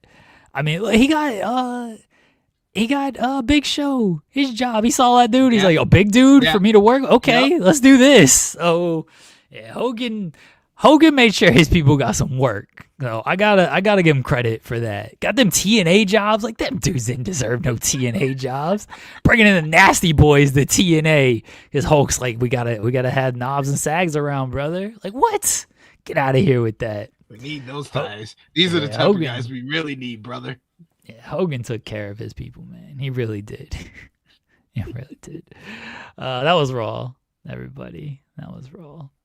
It's like it was a show. I don't know. It didn't like feel Raw after WrestleMania. Like it felt like there was something off with the energy of the crowd. Yeah, the crowd mainly. Like I think they tried because like, oh, here's some debuts. We had some moments, some returns, and everything, but. Yeah, the crowd energy was a little off, and that's why I didn't feel quite as good. Yeah, like last year was the best episode of Monday Night Raw last year because you had the energy was there for the crowd. You had the hot open with Cena and Orton setting up the Backlash main event. Then you had Stephanie Vicaire and Io Sky, Stephanie's debut. You had Roxanne Perez and Julia show up, making their main roster debut. You had the hot finish with the whole Vision setup with Seth aligning with Braun Breaker and Paul Heyman to beat up Roman and Punk. So you had the star power there. You had it kind of you had a big angle that set up a story for the rest of the year. You set up the main event of your next pay-per-view. And they did here with the main event of this, but there wasn't that big angle like the Vision setup.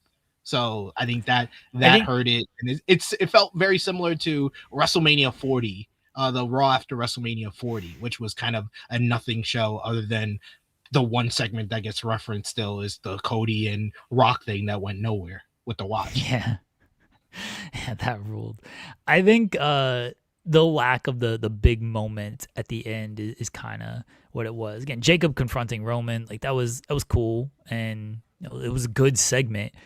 But last year you had like the shock of Braun Breaker aligning with Seth and like them coming together with everything. And there was no action moment. It was a words moment, and actions are always gonna, when it comes to wrestling, and these segments are always going to hit like a little bit harder when it comes to that. Like I partially expected like the Usos kicking Roman and like aligning with Jacob. I thought thing. I was the only one, because when Jacob comes out, I'm like, oh, they're gonna jump him. He's gonna take over. He's gonna be the new tribal chief. That would have been a hot angle to do, and it would have been justified. It would have made sense for everything that's happened with Punk kind of putting it in their head that Roman never apologized, and then Roman's trying to basically put them back in line and make them the bloodline again, but he's still not apologizing for everything that he did in the past. It would have made sense for the Usos to then turn on him and align with Jacob and say Jacob's going to be the one who's going to be this new leader of this bloodline, and he holds up the World Heavyweight Championship. I think that would have been a more punchy Raw after WrestleMania ending that would have people talking and excited moving forward. Yeah. What was your moment of Monday, SP3?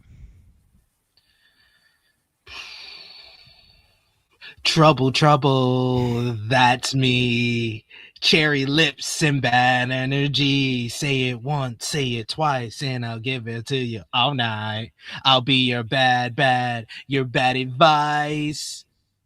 And Sol Ruka's debut.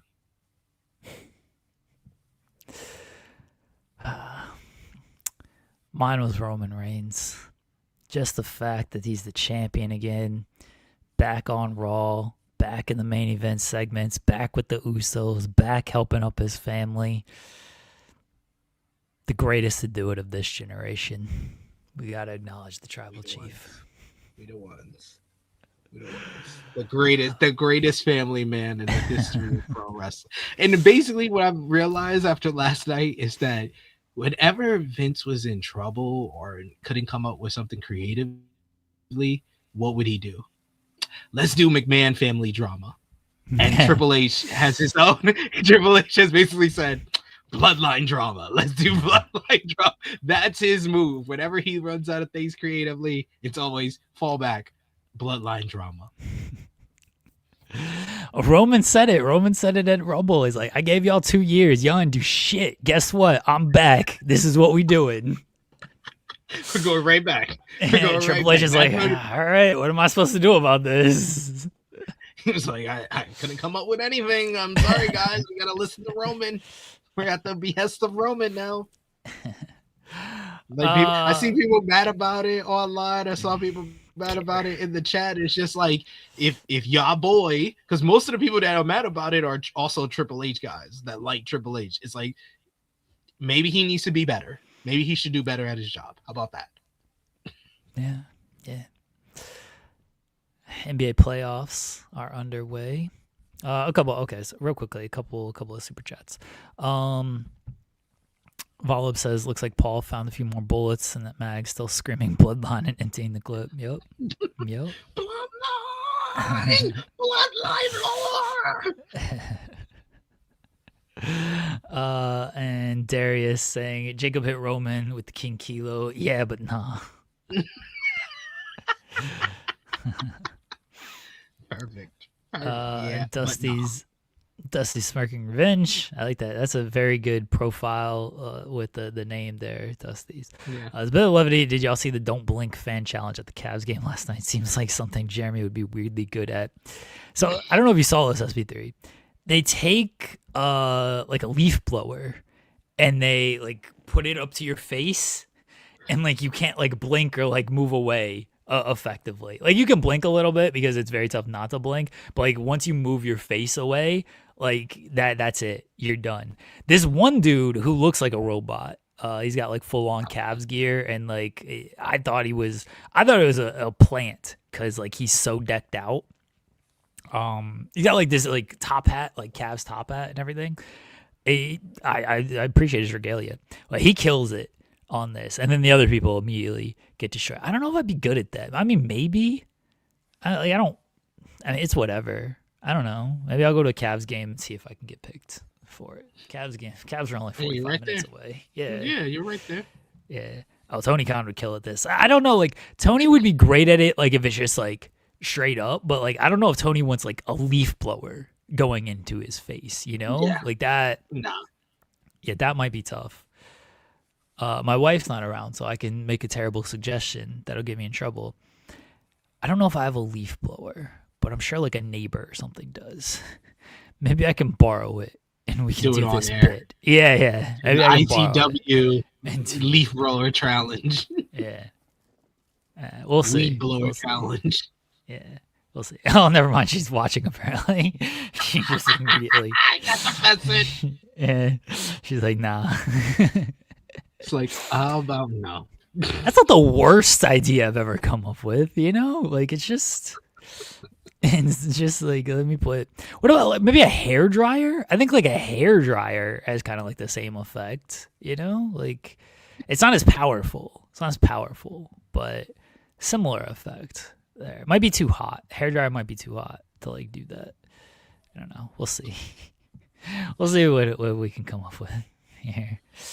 Oh, she says, we have a shop vac, but I don't think you want that blown in your face. Yeah, because we use that for like cat litter and stuff. I don't want cat litter going into my that'd be unfortunate. Yeah, that wouldn't be very good. I mean, I guess I would blow everything out to start with and then do it. Could work. Just got to make sure it's on. There's a cooling button on her hair dryer. Okay. All right, we might go hair dryer here, folks. Okay. I feel like she's accepting of this if she's giving suggestions. She's going down.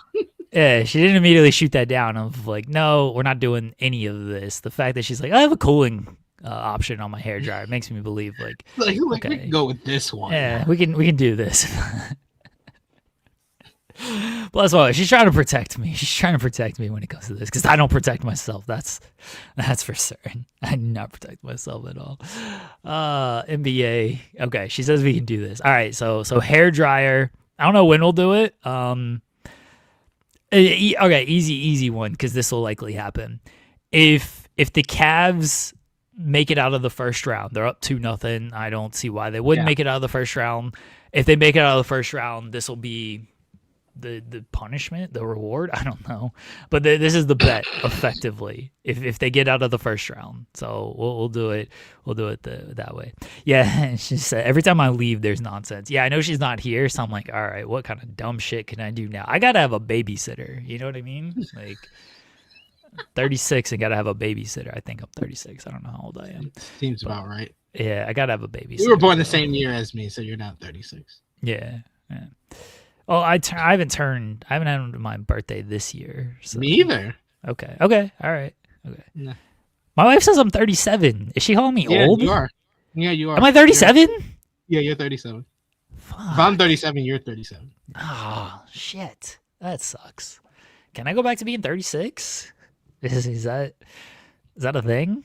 Can I just say I'm 36? Oh. No. All right. No. That sucks. Oh, well. You can go talk to you at 36 if you have a flux capacitor or something like that. Yeah. Okay. Hoops, SP3. I was very excited that your Lakers won because I want to see Reeves and Luka back, like legitimate. I like seeing the best players play in the playoffs, and so I want to see them play. Once Durant got ruled out in game 1, I was like, we got a chance. I was like, there's a chance.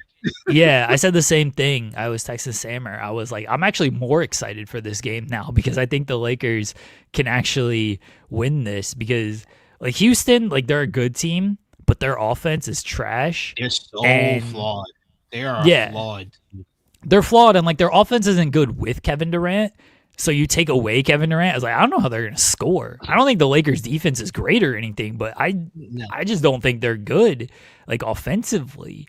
And I kind of trust LeBron more than anybody else on the floor. Like LeBron will at least get it done. And then they got Luke Billy Hoyle Kennard out here running the show. And Kennard out here was looking good. Oh man, Kennard had a really good game. Rui played 42 minutes. I don't remember the last time Rui Hashimura played 42 minutes out there. DeAndre Ayton played pretty well as well. But LeBron, he was the orchestrator of it all. I haven't seen all year LeBron play like this calm, cool, and collected on the court. It was very much like LeBron at this age, at age 41, has kind of reverted his game to become this an old Magic Johnson. That's what he was on Saturday. Yeah, he 100%. Like he's become more of a playmaker this year, which he needs to do with Luka and Reeves. Like they can score the ball, so he needs to be more of a playmaker. And he's kind of like he knows how to pick his spots, and it's the playoffs. Like literally no one in history has more experience in the playoffs than LeBron James. Like that dude's not going to get rattled. That dude, he's obviously not what he was a decade ago or 2 decades ago because he's been in the league that long. But you look at that Lakers team and they aren't that great or anything. This ain't like new to LeBron. LeBron's like, yeah, I was playing with this Big Z. Big Z's underrated, mind you. But like Mo Williams and out here, like I'm good. DeAndre Ayton, Luke Kennard, we're good. The 2018 Cleveland Cavaliers. 2018 Cleveland Cavaliers when he made it to the finals with that team. That team Kevin was Love. Not good. Oh yeah, I agree. Old Kevin Love. Old Kevin Love. Kevin Love was an all-star that year, wasn't he? 2018? Was I think Kevin Love was an all-star. Yeah, hold up. I'm going to look this up. I know he was hurt, though, in the playoffs.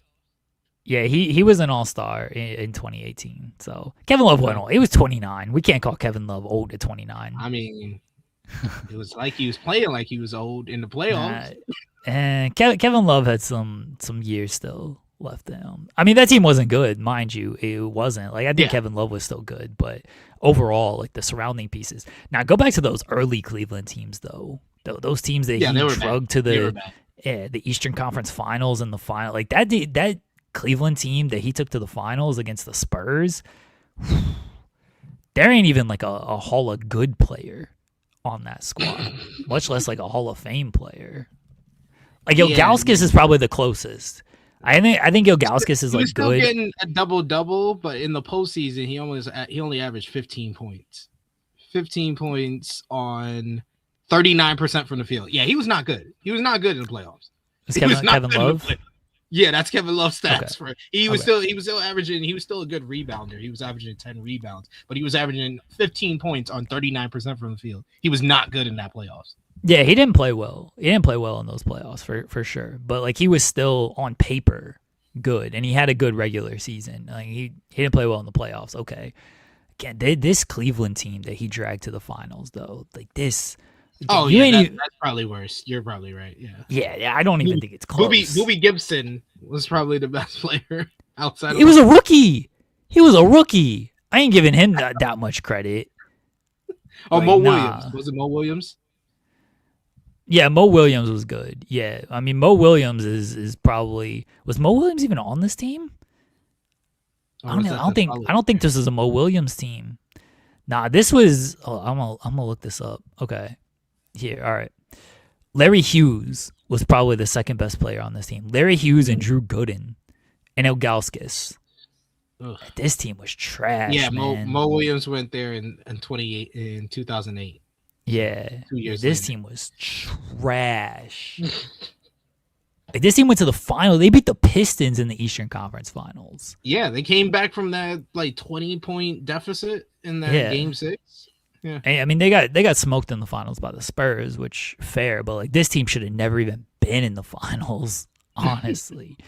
So that's what I'm saying with this. LeBron's looking around and like, hey, DeAndre Ayton's good, Luke Kennard's good, Hachimura, Marcus Smart, like they can do some things. Like, I'm good. I mean, I've been on far worse teams. Yeah, he's like, I've done more with less. Yeah. So that's not like LeBron is fine out there with these dudes. He's been in these situations. We'll see if Durant game 2 tonight with those two teams, right? Yeah. We'll see if Durant plays tonight. But I'm glad the Lakers at least got one because that'll extend the series a little bit, and hopefully again Luka or Reeves can come back by Game 5, and maybe if there's a Game 6, then they could be back there as well. Jay Girl saying talk about the Knicks. Boy. I mean, I hate to say I told y'all so, but I did tell y'all so. That was one of the all-time worst coaching performances ever in Madison Square Garden by a Knicks coach. Like that was definitely like you would say, oh, the players didn't step up or the players choked it or whatever. Like Mike Brown was freaking god awful. He was god awful decision making as a coach last night. How do you let CJ McCollum cook you in 2026? What are we doing? You getting cooked? Yeah, 32. You getting cooked by CJ McCollum in 2026? Like, I like CJ McCollum. He was great as part of those Blazers teams. CJ McCollum is 34 years old and has played losing basketball for like 10 years now.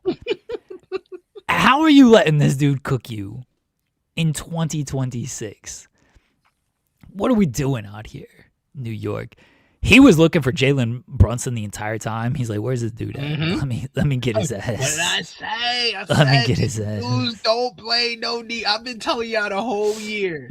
I've been telling y'all the Knicks don't play no type of defense. They are reliant on their all. At times, they can be an all-time great offense, but that's usually the times that they're able to do that is when Mike Brown is making good decisions. He made awful decisions as the coach last night, and their defense got exposed. CJ McCollum cooked them in the end. That he was hitting fadeaways. Oh my God, fadeaway game winner. Yeah, that baseline fadeaway. I mean, he missed those 2 free throws that he should have hit, and kind of gave the Knicks a chance, and then Bridges missed the potential game winner.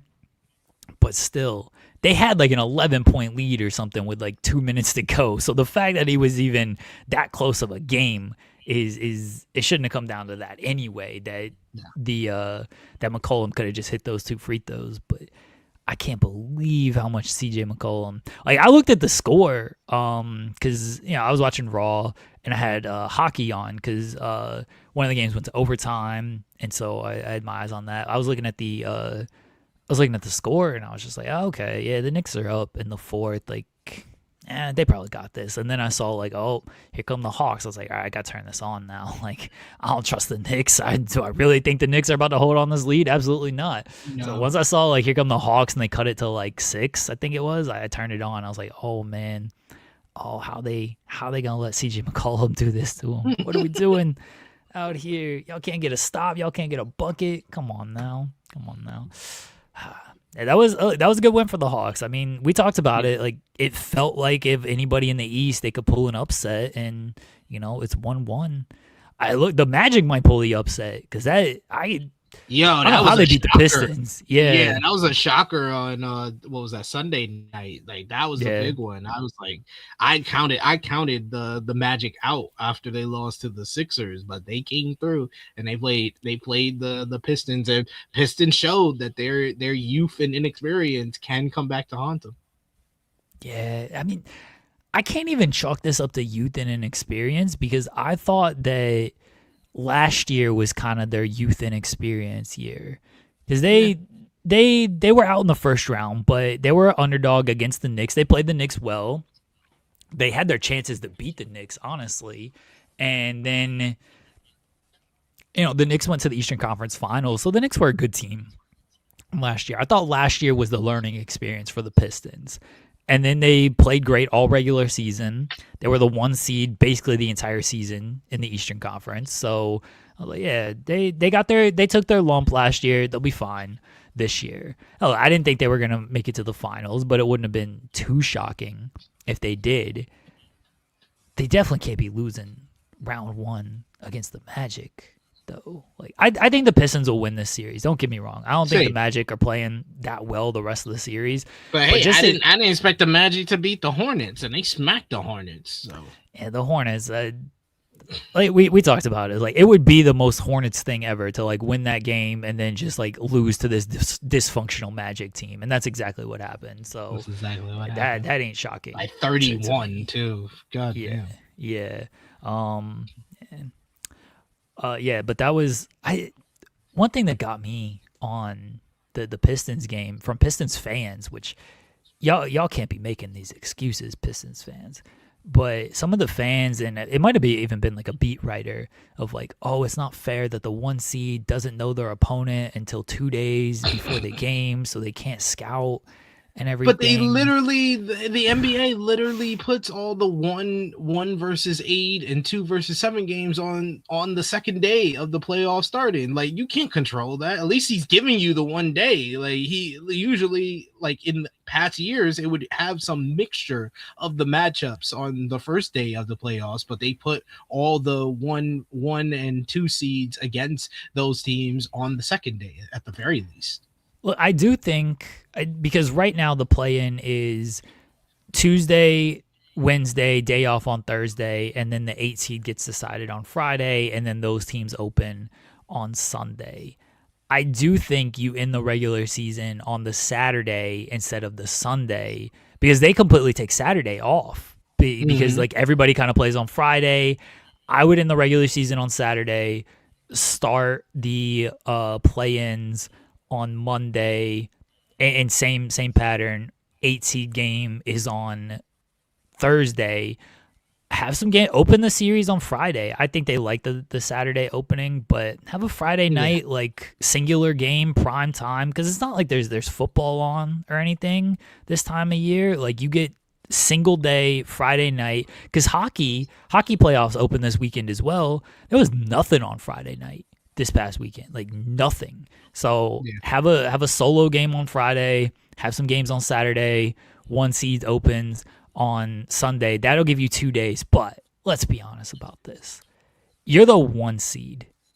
You're the 1 seed. You're taking on the 8th seed, a team that has most likely lost at least once over the past week because the 8th seed is usually, not all the time, but the 8th seed is usually the 7 or 8 team. Sometimes the 9 or 10 team wins, but it's usually the 7 or 8 team, which means they lost to the other 7 or 8 team and then had to beat the 9 or 10 team.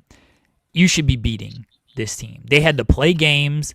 They ain't rested or anything. You're rested for the week. You're the 1 seed for a reason. I don't want to hear this excuse of like, oh, we only had 1 day to prepare for them and everything. Yeah, but you got more footage on them now. They only had 1 day to prepare for you.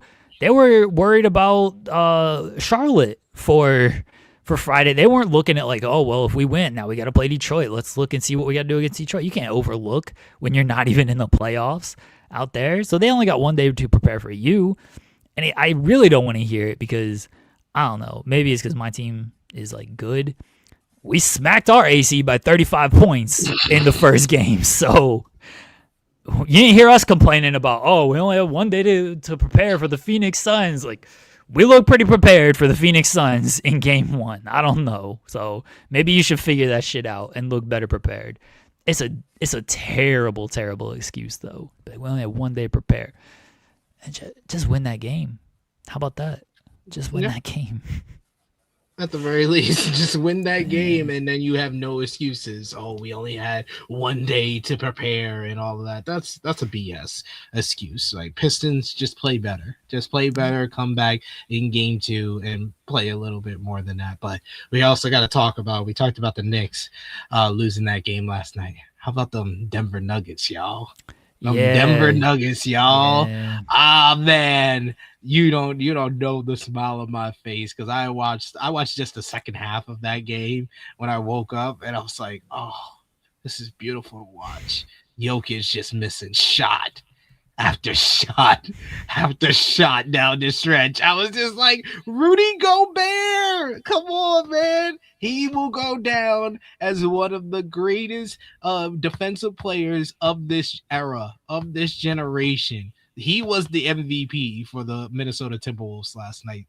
He came in clutch. Even on the switch on on Jamal Murray. If he was Jamal Crawford, he would have got by him and got to the rim. But he's taking jumpers, contested against Rudy Gobert. I was like, yo, he locked up two of the best offensive players in the league, the best offensive duo of this generation, honestly, when you really think about what Jamal Murray and Nikola Jokic have been able to do. But Rudy Gobert was amazing on defense last night. And then he even got that basket on Jokic at the offensive rebound and got the basket that put them ahead. I don't know what it is with Denver. I thought Denver was going to lose this game, mind you, because I feel like the series is going at least 6, maybe 7. So obviously Denver's going to lose at least 2 or 3, and I kind of thought this was going to be the one.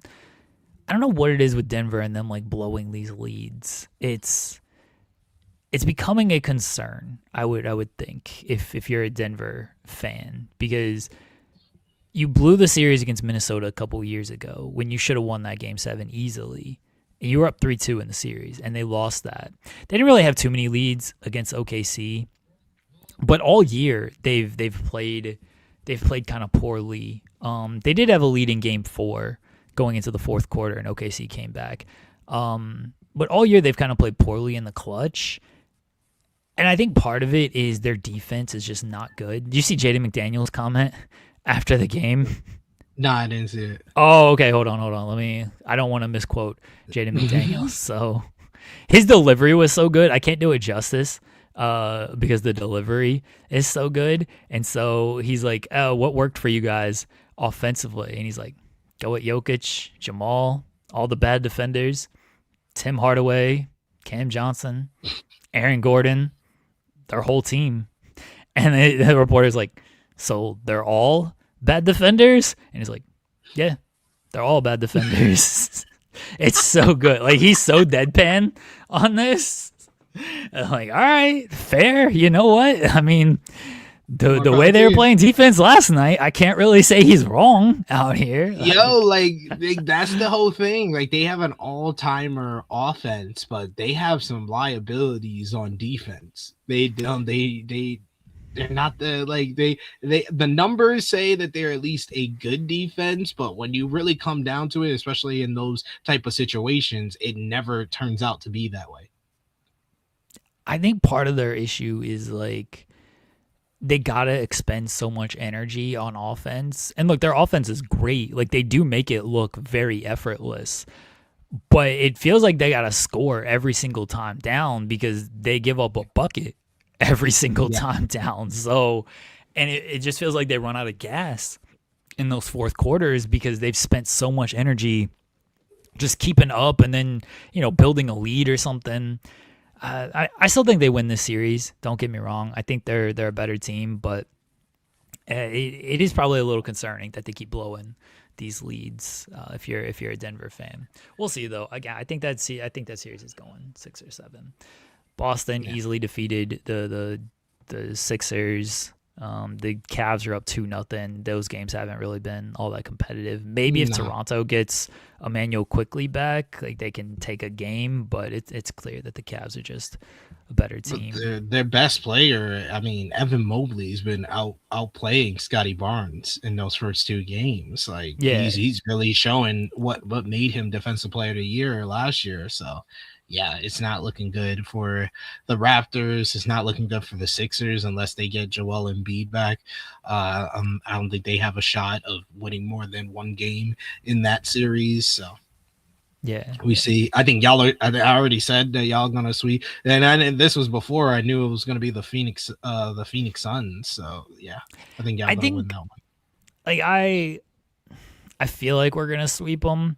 There's still part of me that's like, Jalen Green's going to have like some absurd dumbass game where he hits like 10 threes and there's like, what are you supposed to do about that? And so that's like kind of my only concern, is that he just sort of gets hot. But we're clearly a better team than them. Their offense isn't very good. Their defense is like okay, but like Shea played like trash in game 1 too. He was terrible by Shea standards. He wasn't good by normal standards, but terrible by Shea standards. And we still we're just so much better than the Suns, and I can't be worried about Phoenix. But we don't play again until tomorrow, which is lame. Like what do we get 2 days off for? I'm ready to. I gotta worry about the Thunder tonight though, so we'll see. There's hoops, everybody. We'll talk more hoops on Thursday with everything. Anything else, SP3, before we get out of here? I think that is everything from me. Yeah, I think we could talk best matches and everything on Thursday. Yeah. So we'll talk about Mania week more then. All right. No poll question for today. That's my bad. I'm going to blame StreamYard because it kept fucking on me early in the show. So I'm blaming StreamYard for no poll question. Because like I was going to do one, and then I just got so frustrated with this StreamYard crashing on me 3 different times. I was like, I just want to get through the show at this point. And so I'm not going to screw with anything else. What's the earliest that Jeremy got to wrestling on a show with me? Earliest he's ever done that. Usually, yeah. Well, yeah. I was planning to talk basketball first, because that's what we typically do. But we got into the fan stuff, and then we kind of jumped into the Oba stuff, and we just kind of went from there. So I was like, I'm not going to shoehorn basketball in here. So we'll save it for the end. What did we accomplish today, SB3? We accomplished a lot. We talked about Monday Night Raw, the Raw after WrestleMania being kind of underwhelming by Raw after WrestleMania standards, but otherwise a fine show. We talked a little bit about WrestleMania and why I think it's the most bipolar WrestleMania weekend that we've seen since it became 2 nights. And we had a great conversation about Mrs. WrestleMania. That's worth going out of your way to watch if you are just skipping ahead to the end. Go back and watch that conversation. That was a good time. And we talked about the NBA playoffs and why I have a smile on my face, because my team won and all my ops lost last night. So I'm very happy. That's all your ops lost.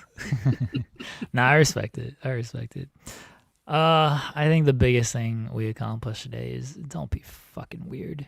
Like give everybody, whether they're a pro wrestler or someone you don't know, give them space. And if they tell you, go away out of my space, respect that. Just don't be fucking weird, folks. We'll be back tomorrow. Myself and Joel talking NXT. It's a big NXT show, allegedly. We got casket match, last woman standing match, speed title match, some other final title NXT match. for Sol Ruka and Joe Hendry. Yeah. Joe Hendry's on this show? What's he doing? Oh, he's facing Keanu Carver. Yeah, Keanu Carver's gonna squash him. Yeah, Keanu's gonna put him on his back. Zarya's gonna beat Sol, and I think the most unpredictable matchup is that casket match, because it's gonna end in a. Is Blake Monroe just gonna officially be the woman from hell if she goes into the casket? It's gonna end in a double finish. They're both gonna fall into the casket, and it's gonna shut, and the announcers are gonna freak out, and Vic Joseph's gonna be like, "What? Who won?" Book, and Book's like, "Oh, what the hell? We gotta get a win out here." What the hell? So that's my prediction for this, and that's how NXT is gonna end, with them both in the casket. And tune in next week to see what happens. I'm throwing it out there. Joel and I will talk about this show maybe tomorrow. We'll see what kind of mood I'm in. A lot will depend on hockey. Let everybody know where they can find you at SP3. You can follow me on the Twitter machine at TrueHillSP3. We've had a lot of people from the ITW, Fightful Overbook community, join us over on the True Hill Heat YouTube channel and subscribe over there. So thank you so much for that. And seeing Matthew Hooks, the usual suspects like the Power Driver finishers of the world, the Louis of the world, join us over there. So go over and subscribe. We had a lot of great content for WrestleMania week. Check out our WrestleMania 42 Night 2 review with myself, Corey Hayes, Nate Milton, and John Escudero of Dirt Sheet Radio on there. Had a lot of fun with that, had a lot of great conversations, and I'll be live in about 40 minutes, 45 minutes with Top Guy JJ to review last night's WWE Raw after WrestleMania 42. And of course, the usual things that I do over there, AE Ramble and the True Hill Heat flagship podcast. Check out last week's shows for that and join us this week for some new shows. And on True Hill Heat Sports and Entertainment, we got reviews for The Boys season 5 I am doing over there, as well as Daredevil Born Again season 2 with Corey Brennan of Fightful. So good stuff. Appreciate you as always. SB3, we'll be back tomorrow. Thank you everybody for hanging out today. Everyone say fuck StreamYard on the way out. We might get kicked off. Don't quite do that, but apologies that StreamYard was being a little bitch today. Everyone take care. Enjoy your evening, afternoon, all that fun stuff. Catch y'all tomorrow.